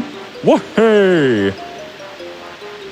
I have $10 from Envenomed. I remember laying down on a rugged floor watching my friend's older brother play this game at his house as a young kid. The game got my mind racing into the world of gaming. Good luck to the runners, and thank you everyone for the donations. Remember, be kind and save the animals. Ha, ha, ho! We have $25 from Bonycat. Enjoying the night shift with my partner, showing him my favorite in childhood game being run by an amazing runner. My favorite transformation is the Croc. Heart. Good luck on the run. We have $5 from Lordly Hour. Best transformation in BK? The secret cheat washing machine transformation you get for beating Bottle's secret puzzles. Wishy Washy Banjo lives in my heart. All right, so Rusty Bucket Bay. This is basically where the game casually takes kind of a big spike in difficulty. A lot of people have memories of this being a very difficult level, way harder than the other ones. There's a lot of ways you can die very easily, and the most infamous, of course, being the engine room, which is like the only place in the game where there's a hole that leads to instant death, basically. Instead of just dealing damage. Well, I'm getting my my keister rocked right now, so I gotta focus for a second. Okay. I mean, like you were saying, this is where the difficulty spikes. Yeah, that's right. This is really hard. You know what? I'm gonna get that health actually. I just need to know where to go. Okay. But yeah, coming up the engine room, this is still where like my runs die on a daily basis to falling in here. Oh yeah. It's incredibly difficult to do everything correctly because there's just so much that can go wrong. You can fall off a random pipe, get hit by the fans. There's numerous ways. Yeah, this is probably like the #1 run killer ever in the speed run. But casually, you're actually supposed to slow these fans down with the buttons on the other side of this window in engine room.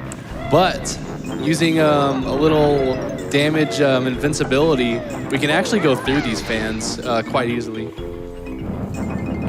Take a damage and then, like with that quick invincibility, we go through. Okay. So low on health. So at least he was hit back onto the pipe there and not down into the instant death.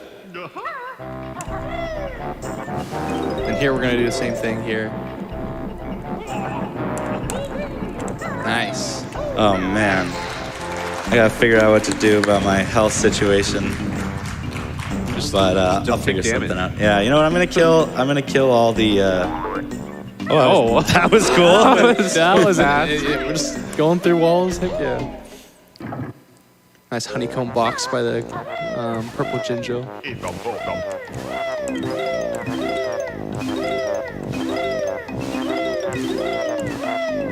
You know what? That honey hive is appetizing right now. Oh yeah. Get over here.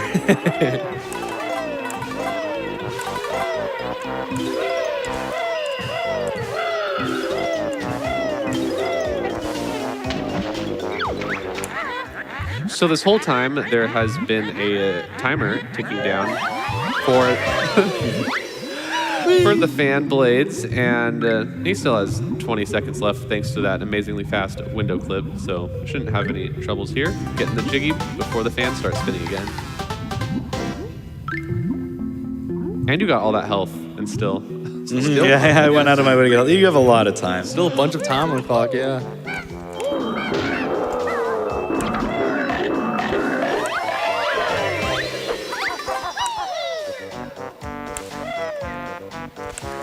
And the little slope boost that he just used there, usually you'll have to just like shoot 8 eggs on that tall hole to actually make a bridge appear, but using slope boost, you just go right past that. Yeah, I can't think of the last time I actually saw someone pay the toll. Yeah. It's been a while, for sure.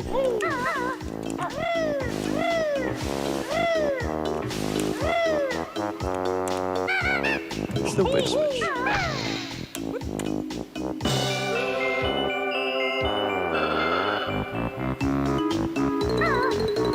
Just listen to that music. Oh, it's gone now.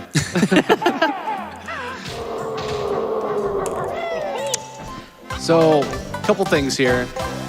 Usually, when you enter Boombox, once you get close to him, there's a whole big cutscene, and Boombox just encloses into that jiggy. So you have to fight the whole thing with Boombox. Fight his little hidden boxes. He is one of those kind of bosses where if you defeat him, he splits into 2, and then they each split into 2. So there's a lot of phases, and if you just shoot eggs at him before walking into the cutscene trigger, then the cutscene won't play and the jiggy will just be there and you can grab it without fighting the boss. Now, if I had touched it pixel perfectly or frame perfectly, I would have been able to get the jiggy without doing the dance, but I was exactly 1 frame early, which is no big deal. Yeah. But it's a nice little time save if you can get it. Solid attempt, though.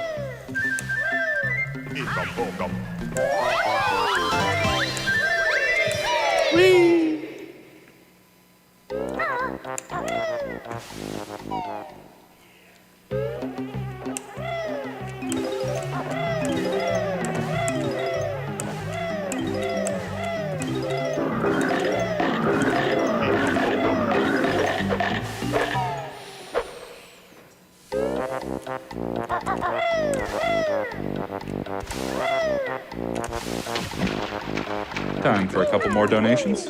Yeah, go for it. Alrighty, we have $25 from They the Ains. I remember playing this game as a kid, and I was terrified of the witch. Her laugh scared me so bad that I would run to the console to turn it off before her laugh could play on exiting the game. We have $50 from B Caudell 95. Shout out to a great game, great community, and great GDQ representatives. Duck is the first speedrunner I ever watched, Connor is the first runner I met IRL, and Songster, well, I'm sure he's cool too. Well, hey! Thank you, B. Caudell. Thank you, B. Caudell. Legend. We have $10 from Music5. Hello from, well, right here actually. My older brother found Wishy Washy Banjo on his own when I was a kid, without the internet. I was watching and we were both absolutely losing our minds that a secret like that was in the game. Because of that, I can't not call it my favorite transformation in the game. Whoa-hey! Well, hey. So I just did this. It kind of just happened so quick, but it was there's a very, very precise jump you can do off of a lifeboat to save like 3 seconds, and if you fail it, you lose like 45. But it's one of those things you have to save the time. You have to do it, even if it could kill your run. And it's really, really quite a precise one, but it's got to be done.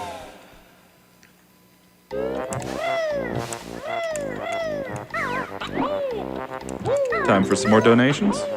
Yep. We have $25 from Kibitz, who says, "Whoa, hey, good luck, Duck." We have a $100 donation from Anonymous.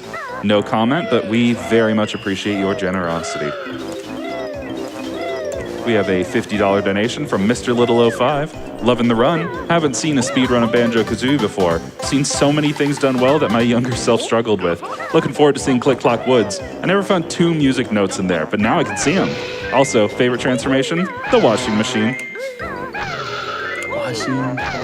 Any fans of the money van in Banjo-Tooie? Like, I feel like the money van doesn't get enough love. It's Nah, we don't care about money, man. Does make me play the mini games for free though. That's pretty sick.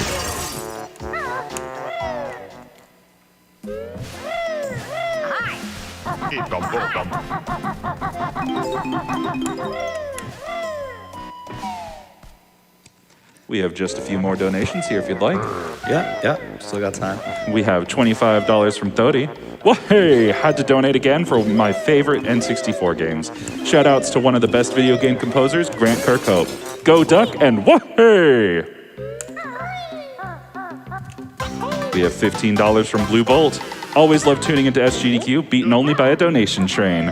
Watching the awesome Duck playing a personal favorite Banjo-Kazooie from Scotland. Trying to focus on work that just got much harder. All the best Rare for the damage run. boost there. There's only one, I think, that we even do, but you have to get out of Talon Trot normally and do a backflip to get up to the top of that box. But if you jump off and you get hit off that guy on purpose, you can actually stay in Talon Trot, which is a good time save, not having to get in and out of it.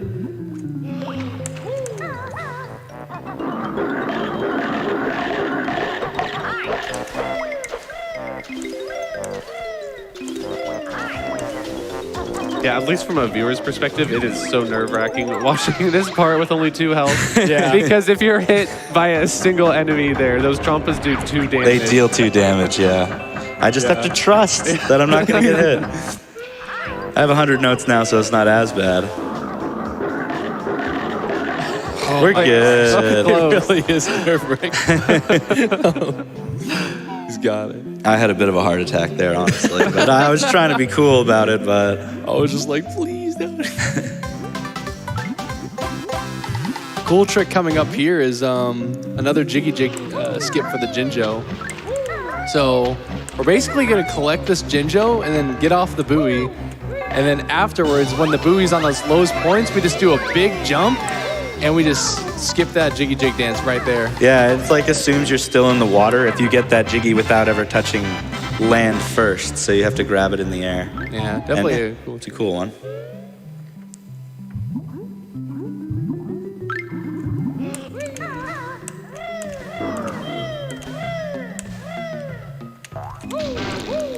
But yeah, this level, really cranks up the difficulty. If you just think about it, like all of the Jinjos are each in different corners of the stage, and all of them are like really hard to get. Like as hard to get as a Jiggy would be at the beginning of the game. And then you have to do all this just for one empty honeycomb piece. Like they really crank it up here, make you do more and more. Oh, I forgot I had 2 health. Oh well, that's one way to do it. Yeah. Game was kind enough to put that guy there on the boat. All right, RBB is done. And now it's time for Click Clock Wood Early. So similar to Mad Monster Mansion Early, the name of the game is to enter the stage without actually going to the puzzle and opening it normally. It's another stage where the puzzle is actually quite far from the stage itself. So it does save time, even though the trick is really difficult and precise. And I got to show it off because that's what we do here. And also, CCW just caused 15 Jiggies to like open, so we save a lot like of Jiggies from doing that. Still have to collect it though; it's 100%. So here we got Leaf Jump. Beautiful. Nice.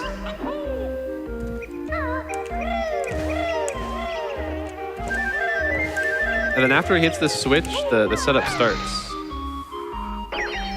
So yeah, similar to MM Early, like you said, we're gonna start this off doing that, and then doing a beak barge. And usually there's a Grublin there, like trying to hurt him, but luckily he just didn't feel like being there today. Nice, very nice of him. That's setup A. So for MM Early there was 2 setups, but for CCW Early there's 3 setups that we have to remember if we're gonna be doing CCW Early. Yeah, because it's difficult to get the pause on the exact same frame every time. So depending on where you get the pause there, you have to do a completely different setup here, learn new visual cues. Yeah, it's a lot to remember.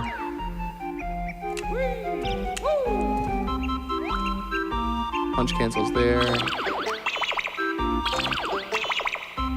And if you miss a twirly, it's not the end of the world, but you just kind of like gotta look the other way and then pause and then do it again, basically, if you miss it. Yeah, You got it. Whoa! Try, which is really That's better than. That was one of the better Click Clock Wood Earlys I've done. Actually, that was. Whew. It's definitely a big stress reliever. That is out of the way. Yeah, that huge. The feeling of relief to get that is so huge. It's like both tricks for both big clips first try. And failing those does lose a lot of time.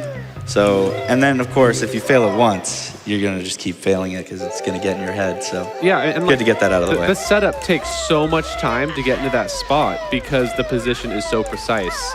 The people have made scripts to optimize like what is the fastest sequence of movements you can do to get into that spot, and everything he did there had to be absolutely perfect in order to be in that 1/100,000th of a unit of a spot to be able to clip into the level. Yeah. And if I recall, I think there was a donator who said if I got Click Clock Wood Early, he would donate again. So there you go, done deal. And also, something like it's crazy. Like there's so much things that can go wrong, but also, if that Grublin were to mess up Duck's like position there, he would have to actually like get one of the enemies to kill it or to kill him and have to restart. But Yeah. once you die though, it spawns you right where you were starting the setup, which is neat. Yeah, that little bit of RNG can be annoying. If the enemy's in your way, there is nothing you can do. And you have to just restart the whole trick. And every time you restart, it does take quite a while. Yeah. But yeah, here we are in Click Clock Wood. This is the last stage in the game, but as I said earlier, I will be making another visit to Freeze Easy Peak. This is a very cool stage. It has a really awesome, like a gimmick where there's 4 seasons and the things you do in early seasons affect things that happen in the future. So I'm planting a flower right now, and the flower will now be there in summer, but it'll need water. And I hatched a bird, like that bird's gonna need food in the later seasons. So really just creative idea for a level, and I think goes a long way. And we're just gonna clip through the ground there. Yeah. Boom. Almost feeling like DK64 with all these clips. Just want to put this out there. Winter's my favorite season in this game. Pretty awesome. Yeah, each of these seasons have their own cool little tricks and movements. Winter is pretty stressful and difficult, so it is fun. But it's one of the harder parts of the speedrun. But they all have unique, really fun parts to them. I'd say this is a fun level to learn to speedrun, but also extremely frustrating and difficult. Are you saying that falling off of the tree is frustrating? Not that I'm trying to dissuade anyone from learning the speedrun. Honestly, it is actually a really easy speedrun to learn. Just to get to a really high level is very, very difficult and yeah, unforgiving and stuff. But like to pick up and play this game as a speedrun, it really is pretty easy to learn, I think. And so, Yeah, for sure. highly recommend it. Like I said earlier, in case there's new people here, like go to speedrun.com, look up Banjo, join the Discord.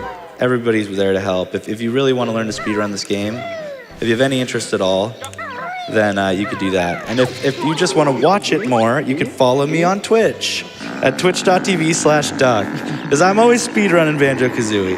And follow anyone who speedruns Banjo-Kazooie. There's always people on. It's always something you can watch. You don't have to limit it just to GDQ. And then another thing with speedrunning this game, I feel like I hear a lot of times about people say like, oh, I learned to speedrun this game, but then it ruined it casually for me. Oh, yeah. And speedrunning the game ruined it for me. But with this game, I find it more rewarding to like, once you learn how to climb the tree and click lock wood, do all these jumps, I feel like it makes it a better experience. And like, it's very rewarding to go through the levels quickly. Yeah, I agree. Especially it's because this game, like, sure, it is chock full of glitches. I mean, there's a lot of big glitchy time saves and stuff. But at the end of the day, a lot of this is just being very fast at playing the game normally. And I think that's why it's not a childhood ruiner. If this really is your favorite game, like it's my favorite game, as a kid, I played it so many times, there was nothing new to do. And then now as an adult, like I've been speedrunning this for like 11 years, and it never gets stale, because you're always trying to do better and better. New things are always coming out. So yeah, I would agree with that. Yeah, I agree too. It just feels so good because I remember back in the day, me and my brother would actually race a lot, and then we'd be like, "Can you beat Click Clock Wood in under an hour?" And I would just beat it just under an hour, and now it just feels good to beat it around 20 minutes. Like wow, I shaved 40 minutes. So a little precise jump here. There's options of getting this jiggy in other seasons because there's no floor here, but we'll get it in summer because it just so happens to be the fastest season to get it. I think they're kind of hinting that, like, you don't have to do it here. Do it in another season, but the notes are right here, so we have to go there anyways. And that enemy just doesn't have a hitbox, so you can land on it, not get hurt.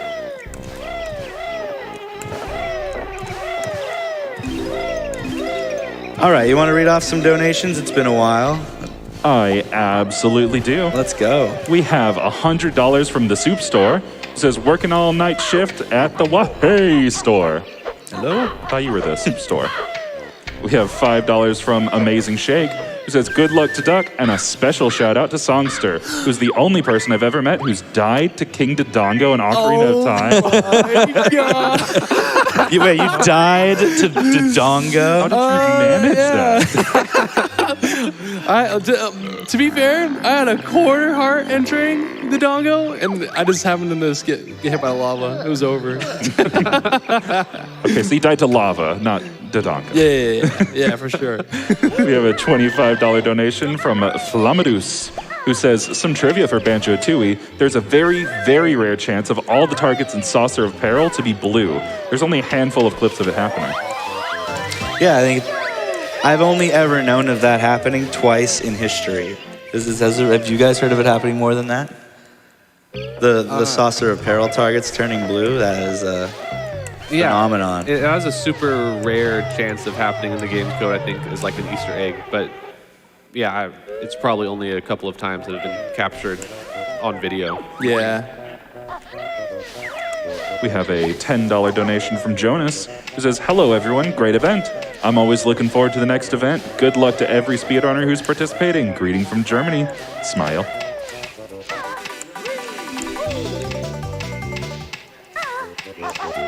So this has actually been recently changed. Within the last year, there's been a bit clip found for autumn, which has completely changed the route for this season. So this is the first time we're really showing this off at a GDQ, but yeah, it kind of mimics the task. So I guess we've gotten to that point, haven't we? Where it's just like, just do the task, just do the task. Yeah, it's really cool because I think this it has like a big clip at the very end. It's actually my favorite one because it just feels like the baby big clip, you know? Like, Yeah, anyone can figure this one out and look really cool. it's awesome.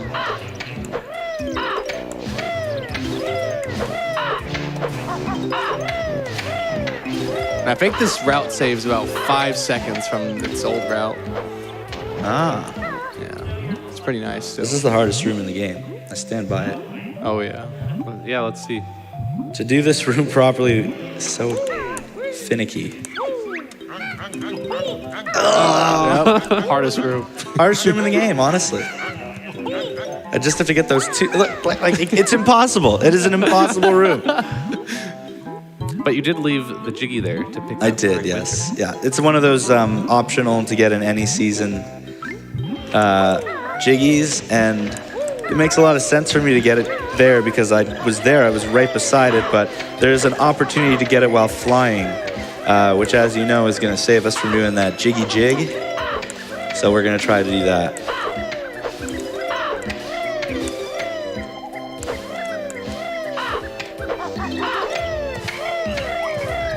I think now would be a good time for donations. Yeah. Excellent. We have $25 from Chromavision. This is my favorite speedrunner, one of my favorite games on my birthday. It's my lucky day. Best of luck on the run, Duck. Best of luck on the run, Duck. It's getting early. Happy to be donating to Doctors Without Borders. They go the extra mile, and that makes me smile. Unlike Mr. Vile, I greedy crocodile. Let's go. We have $25 from PVigil21. Had to donate for one of my longtime friends and one of the first runners I ever knew, Duck, running in GDQ again. Stoked for you, Bromingo, and a big wahey to my wife for getting her first physician job as well. Congratulations. We have $10 from Mario. Happy to see everyone live and back in action. Love to donate while seeing the best game of my childhood. Okay, so there are 6 acorns we need to collect in this area because there's squirrel, Nabnut. He lost them and he doesn't want to go find them himself, so we have to get them for him. We've come up with a lot of different strategies over the days on the best way to get these. So you get them pretty quickly if you do something like this. And then this one. And there we go. Absolutely terrifying to do those jumps. You don't want to fall out of the tree. At least a 40-second time loss, especially that high up, maybe more. But it's one of those things where it looks scarier than it is. It's got lots of good setups. I remember as a casual player, I just did not know how to get that acorn in the middle of the ring. I was like, how did you get that? It's insane. Not to mention these acorns have, I'm sorry, you know, I'm not blaming anyone, and this is a fantastic game. Everyone knows that. But what is wrong with those acorns? They do not have proper hitboxes. You have to go in like the very center pixel to pick up those acorns.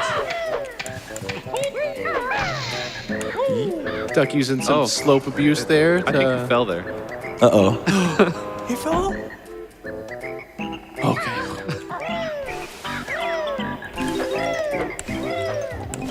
All right, so we feed Erie for the last time here. And then we will see a fully grown, beautiful eagle in winter. We raise this baby well. Maybe some more donations because we're about to pick up the pace. Yeah, true. Absolutely. We have $5 from Charmander, back at it again. Okay, Duck, I don't want to say I'm the reason you got MMM and CWW early first try, but I will say I did have a hand in it. Here, have an extra 5 just because he killed it so far. Is no one going to talk about the T-Rex transformation? Shame. It's the best. We have $20 from Me Scrub, no comment, but we very much appreciate your generosity. We have $50 from Crimson Decoded. Banjo-Kazooie and Banjo-Tooie consumed so much of my childhood free time.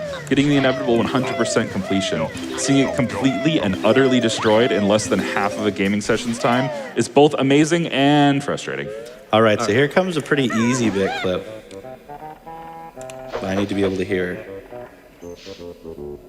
All right, so you just have to do 5 of those punch cancels. And then you can ground pound through the floor. You death warp, but I did not lose all my notes, so don't worry about that. If you die in an out of bounds void, for some reason, you actually do get to keep all your notes, so. Now on to Winter, which yeah, there's a lot going on here. You know what, I might just clam up and focus. You guys can talk about anything you want to. Anything. Well, I mean, run it by the GDQ staff first. I don't know what you're getting at, but. So the cool part about Winter is that they put all these flight pads around the level now, so that makes it super easy to get around, and we can abuse a lot of the flight mechanics like beak bombs to quickly get to places around the level. So right there, use the flight pad, get up and get those notes on the shed, and then hit this Brenti switch.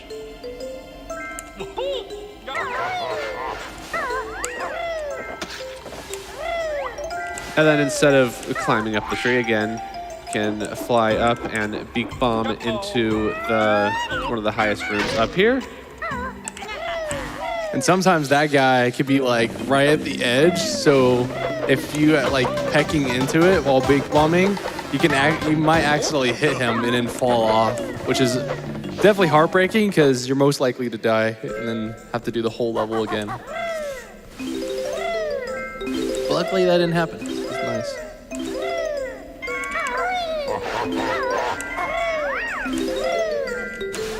And then after he gets these notes on the branches, another somewhat difficult flying section coming up here where he has to grab the Jinjo on top of Mumbo's skull. Whee! And then fly into Eerie here and grab the Jiggy without landing.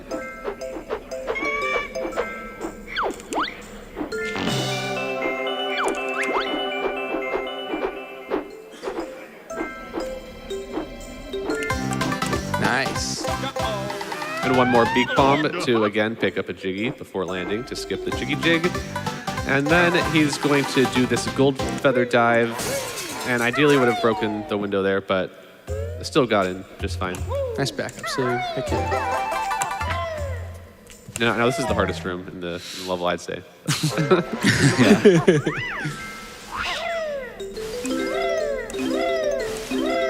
Next, we're going to be going through Winter Clip. So basically we fly and we basically get in a position where we tilt up a little bit and then we beak bomb downwards like this. Oh, okay. Ooh. I'm way over here. That's okay.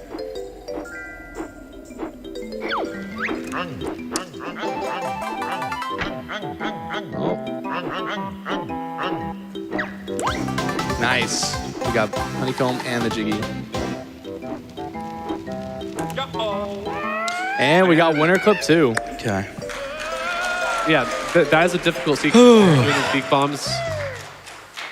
And the next coming up is a trick called Soft Lock, which when it is being done, we just recommend everybody to just quiet down just because this trick involves the runner having to hear how many times he jumps. Yeah, it's just that for this specific trick, the screen freezes in one place because I'm going to be activating a glitch. So I'm going to be 100% playing only on sound. So for just this part, I really would prefer it if you would be quiet, audience. I would appreciate that. And after that, we can get hype again. So here we go.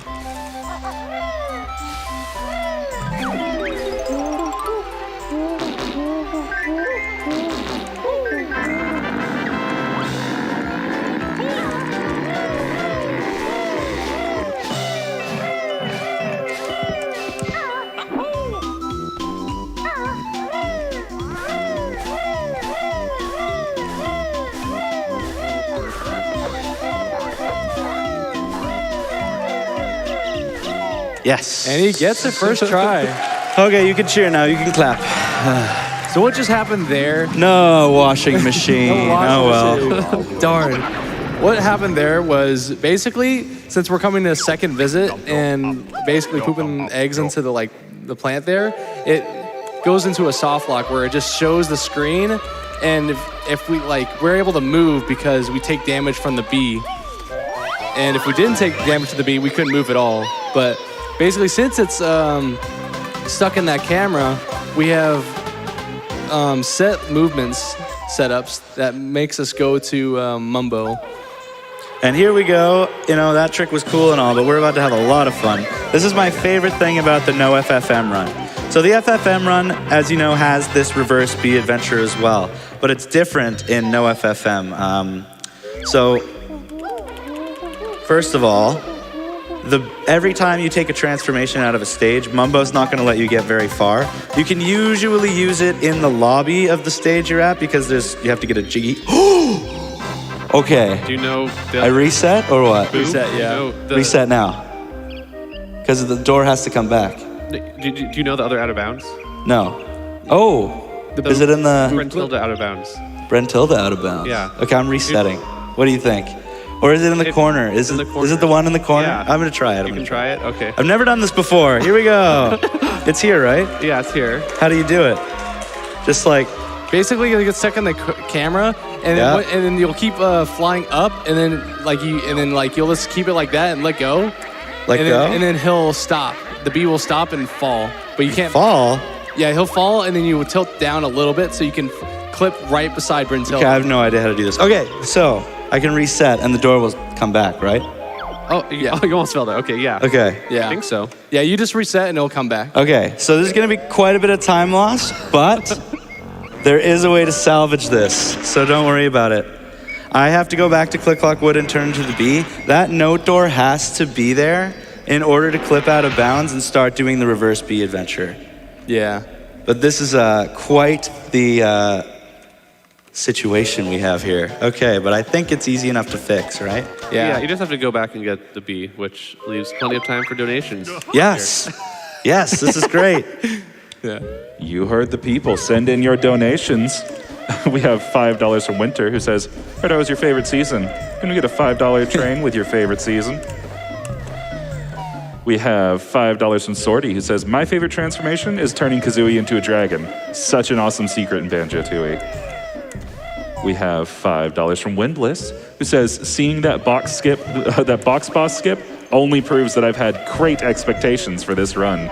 Keep nailing it, Duck. We have $20 from Ninpulk. Hey, Duck, good luck with the run. And I mean that as literally as possible because Furnace Fun is coming up. Have fun. That's right, it is coming up. We have $18 from Candy Ragnid, who says, forgot to say, whoa-hey! Y'all, I don't know if anybody else has checked the bid wars recently. The Save and Leave the Shepherds has been slowly widening the gap. Save the Shepherds is in front by about $800 right now. It is not an insurmountable gap, and I really want to see this tied. We also have our Peggle Deluxe All Pegs final level. That is less than $2,500 away. We still have time to make that. It is gonna be really cool. We have $20 from Vlakados.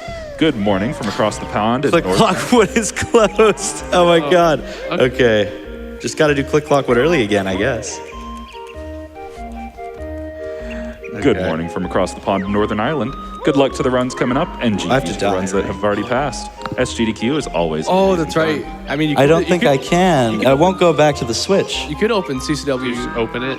Yeah, you might have to open it. I have to open it. Oh, Yeah. man. Okay. Okay.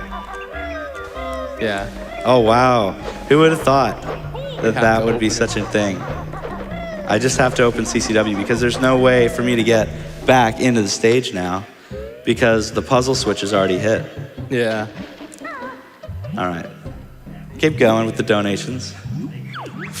For a while. For a while. Send in even more donations. Favorite seasons? Favorite season? I have $10 from Juice. Greetings from West Norway. Should have hit the cauldron.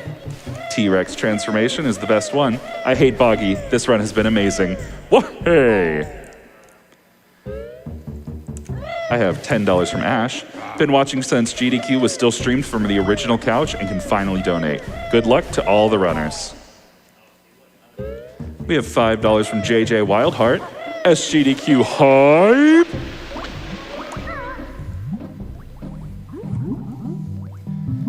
We have $10 from Duffmaru. Greetings from Chile. Wish you the best of luck. Smiley face. We have $25 from Squidly. It's 3 a.m. It is now the witching hour. It's also real gamer hours. Who's up?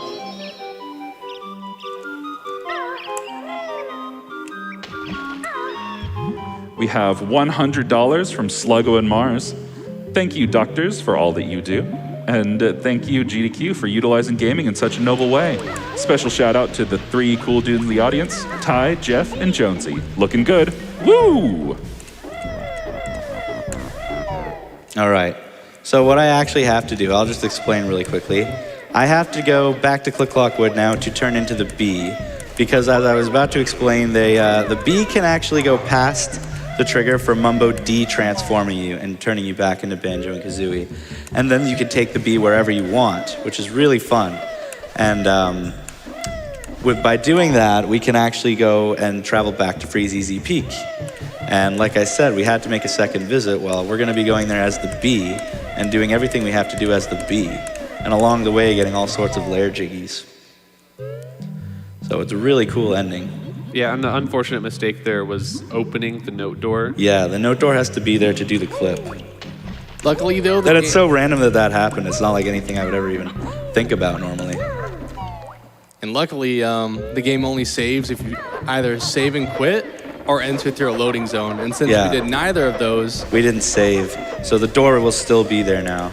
yeah. But the unfortunate thing is I couldn't just go back to Click Clock Wood because I did that sick Click Clock Wood earlier. And so the door was closed. Luckily, we had a million jiggies to save, though. Yeah. All right, so all I have to do now is turn back into the bee, and I can do the note door clip. Be a little more careful this time.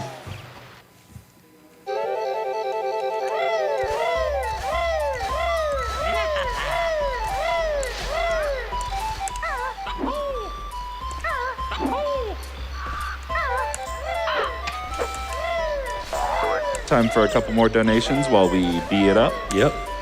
We have $10 from Grogfella. Favorite season? I'm partial to season 4 of The Simpsons myself. Greetings from Finland. You have $10 from Cotbox. Bee adventures are the best adventures. Gah! This could be a washing machine.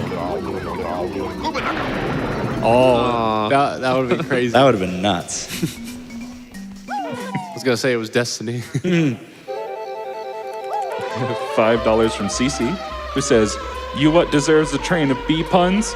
A bee-related reset. Or bee set." That was a bee set.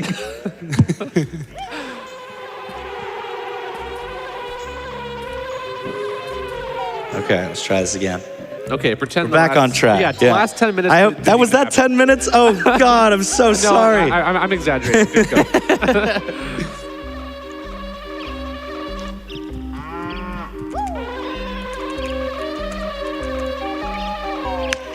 Okay. Yeah, that's exactly what's supposed to happen. So ideally, wasn't supposed to void out there, but it's a minimal time loss because the door is still closed. You could just try again.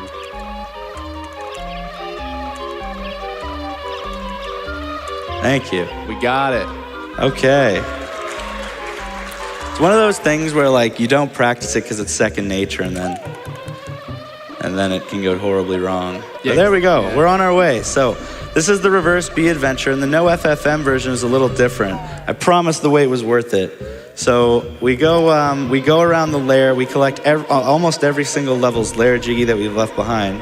And since the bee isn't supposed to be here, there's a lot of glitchiness that happens. So for instance, I just flew into that wall, and I was able to clip in and get the jiggy there. And now we're gonna head into Freezeezy Peak and do the second visit.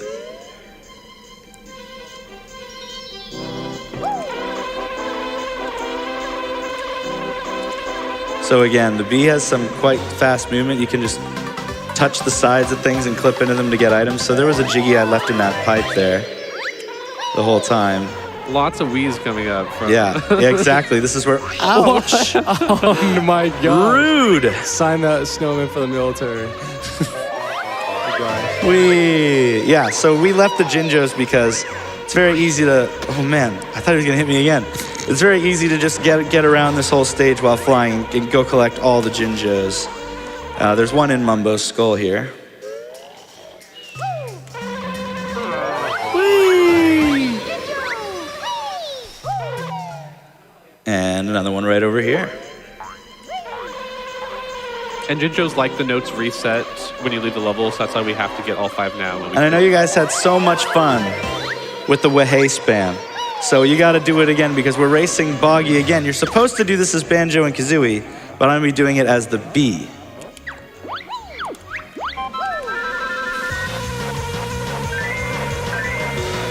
And as you see, you can pass through these checkpoints at any vertical height. Yeah, as long as you're actually like, yeah, at the right like part of the gate.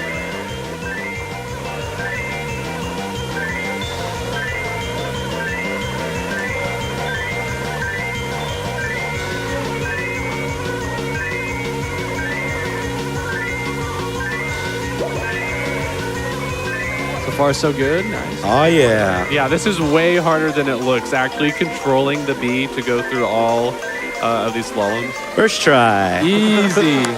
I'll tell you, I really can't afford to lose any more time. So I was like, I'm just gonna have to do this first try. Yeah, they're gonna kick us out if Yeah. we make any more mistakes.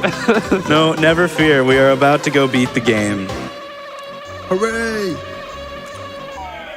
Oh well, we're still underestimate, but not for long.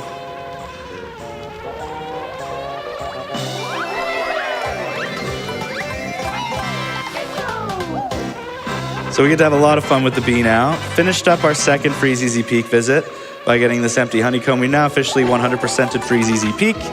Had to come back to the whole thing as the bee, which I just think is so cool. Yeah.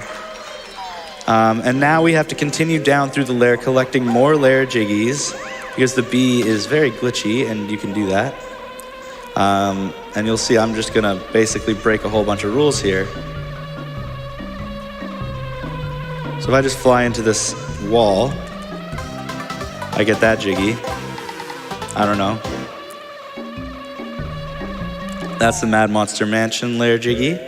And then come over here to the sarcophagus. Fly into that. Oh, there we go. That's the Gobi's Valley lair jiggy. Just jump down here and, you know, there's bars. I don't care. I'll just walk through them. That's the Bubble Gloop Swamp jiggy. Oh, I have to get the Click Clock Wood one again. Yeah. Am I gonna I was just de-transform? about to- Yeah. Uh-oh. Because that one didn't save because we didn't go to the. Oh my God. Skip it. I'm gonna skip it. Yeah, I don't, Yeah. I think, is there any way around that? I I don't know think if there's so. a way around. Okay, whatever. I got the jiggy. You all saw it. I just had to reset. Yeah. So that's supposed to be jiggy number 10. So yes, we 100% of the game. 100%. Totally got all the jiggies. You saw me get it, Yeah, okay? he did get it. I did get it. Did get it. All right, so we're gonna head right into Furnace Fun here, and this is where things get pretty interesting again. We've got a big time save, a glitch. And do you want to explain how this one got found? It's one of the coolest stories about Banjo-Kazooie speedrunning history, I think, this Furnace Fun skip. Yeah, there have been like quite a few ways to skip Furnace Fun over the years. We used to have to go through like nearly the entire puzzle and then do a skip at the end. But what Duck is about to do here is only answer a couple of questions and then gain control of Banjo on the death square.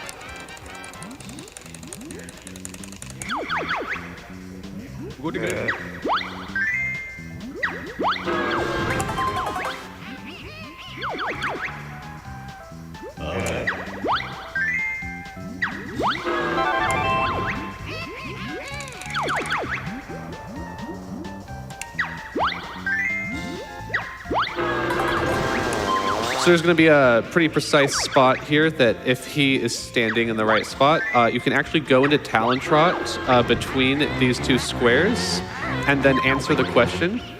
Nice, no picture question.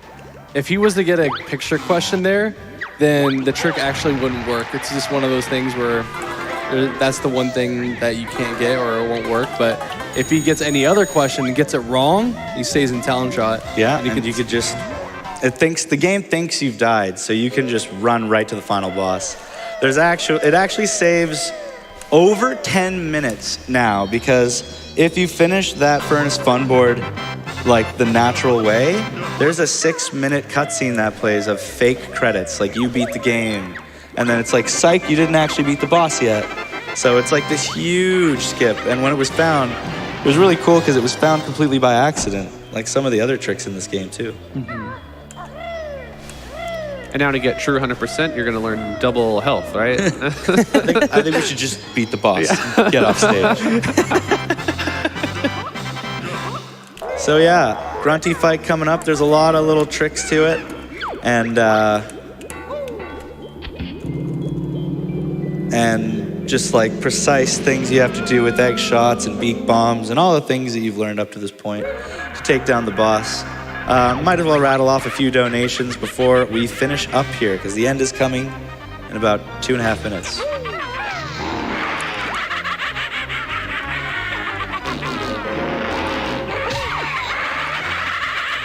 Donations? Absolutely.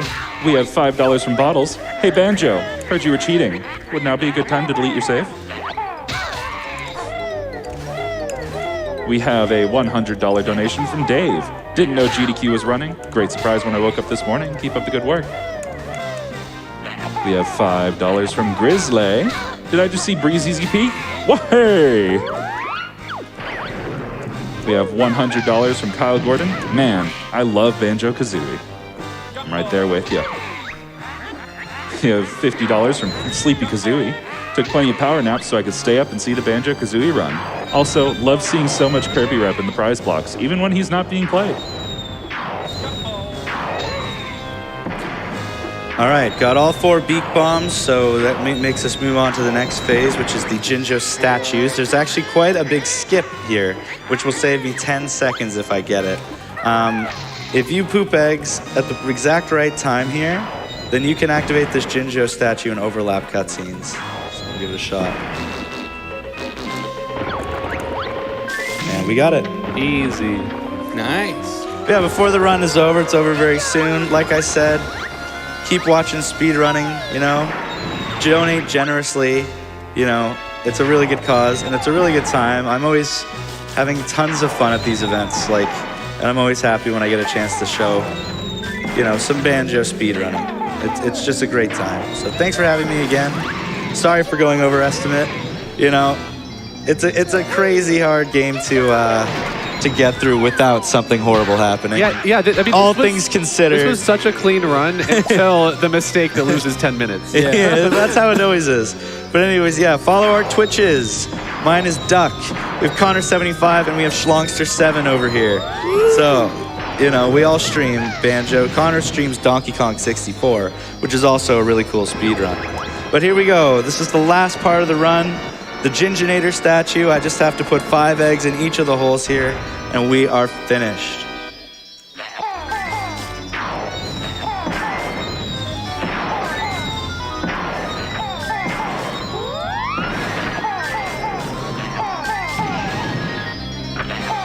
And time. GG. Okay. We did it! Yep. Just a clean 213. Hey, beat my OFMPP. Did it? All right, well. Yeah, that beat my FFMP. Yeah, I really hope everyone enjoyed, like I said, regardless of how the run goes or anything, I just have so much fun. And that was just a really, really great time for me. So I hope you guys enjoyed watching. Thanks so much. And enjoy the rest of the marathon. We're just getting started.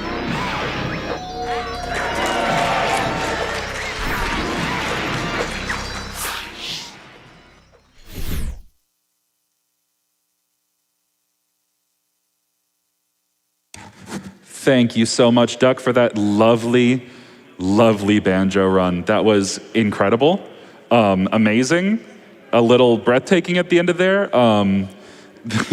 We went straight from how to train a speedrunner to mercy kill, I think. But, hotfix, check out hotfix. Alrighty. We have one last season's donation for y'all. We have $5 from Tobias G. He says, my favorite season is the one we're in right now. It's nice and warm outside, but the sun doesn't melt your face off yet.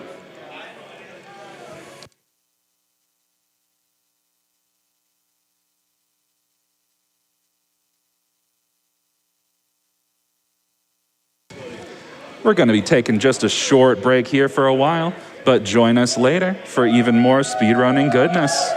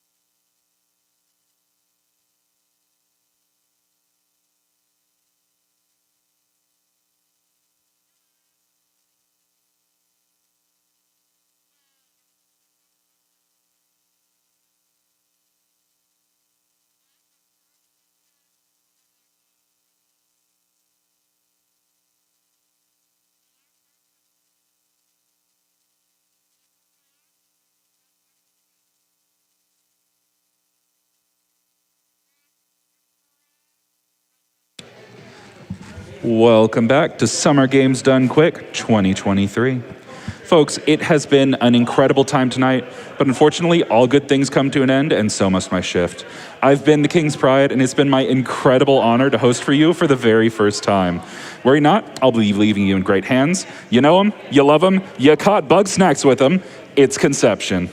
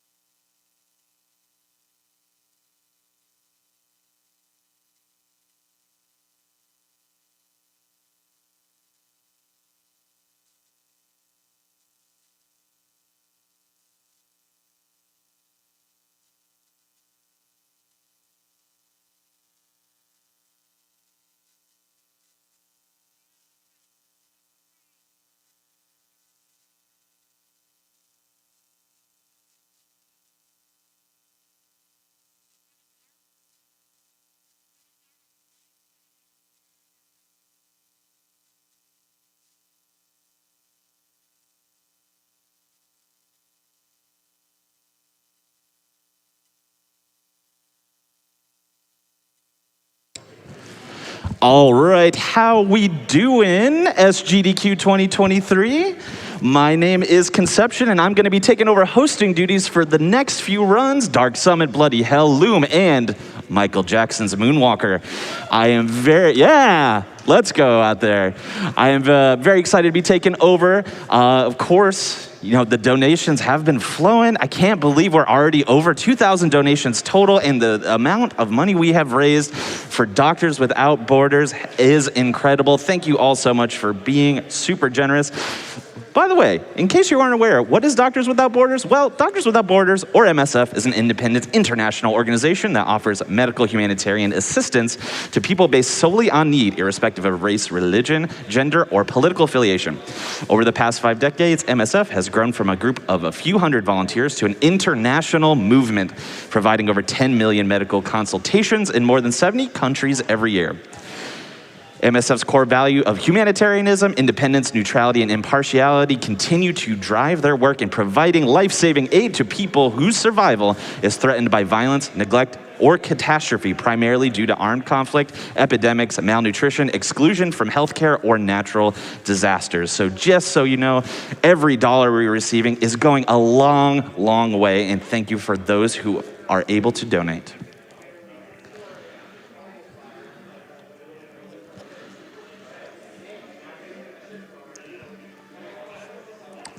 Also awesome to see we have plenty of donations still coming through from the late night crew in the US here. Appreciate you all who are sticking around and giving us a watch. Such as $25 from Chops, who says, let's go SGDQ and all my friends in the Blossom Garden.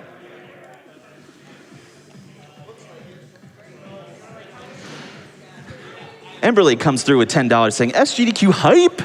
Longtime watcher, first time donating. Much love to the speedrunning community and my wonderful partner, Cassie.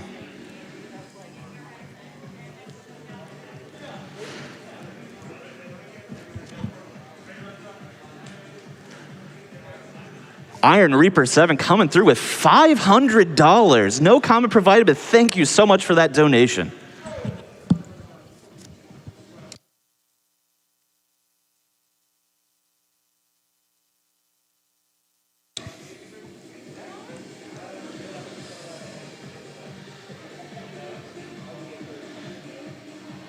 In fact, wanted to take the time to shout out one of my favorite all-time donators, Anonymous, coming through with a $10 donation, a $50 donation, a $15 donation.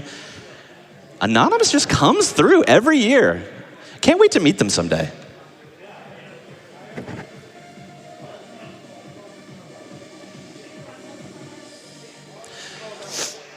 Additionally, we have $50 from Corvio with no comment, but thank you so much for that donation. And also a $250 donation from, you guessed it, Anonymous. Thank you so much for everyone who is donating to Doctors Without Borders. We appreciate it.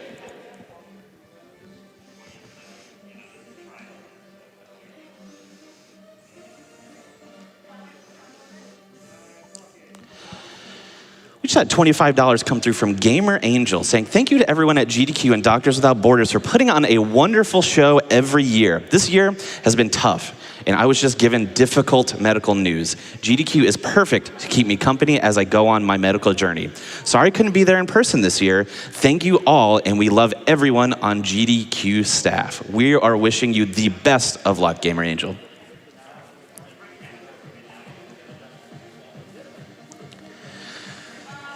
We've received $100 from GER Repetro saying, looking forward to an interesting week of speedrun content and great commentaries. Thank you for your efforts. Greetings to the German restream. Yes, special shout out to our restreams out there showcasing the GDQ love in a variety of languages. We appreciate you, we love you, and keep on rocking.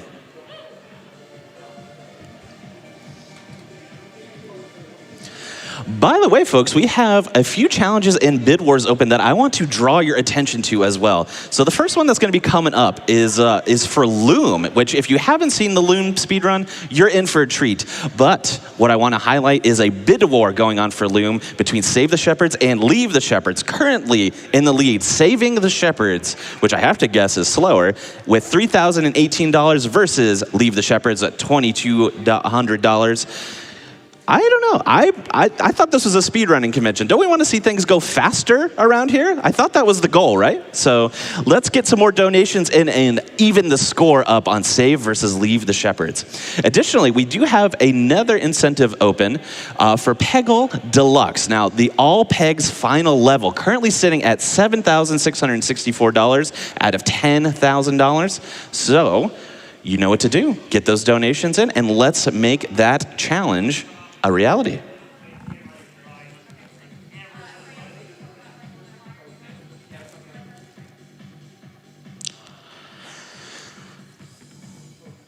All right, $10 coming through for Neville_X, saying, hey everyone, since I found out about GDQ around 8 years ago, I have never missed one event. I hope one day to attend personally, but until then, I'll gladly enjoy it from home. Good luck to all the runners, and thank you so much for your donation.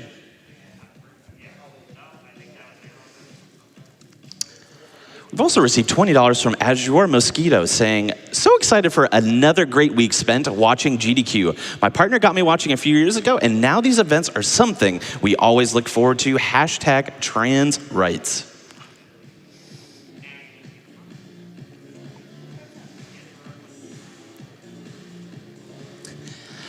Render coming through with a feeling I think we can all sympathize and relate to. $50 donation here from Render, who says, select a donation and good luck. Feels good to move that ticker, right? It absolutely does. It absolutely does. Thank you for your donation.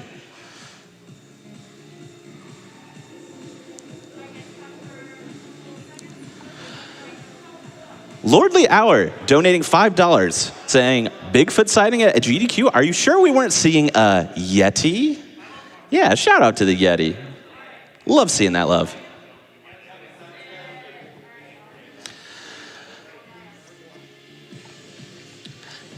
Also, $100 from Johnny 5 Aces saying, shout out to the Speed Friends Discord from your pal, Johnny.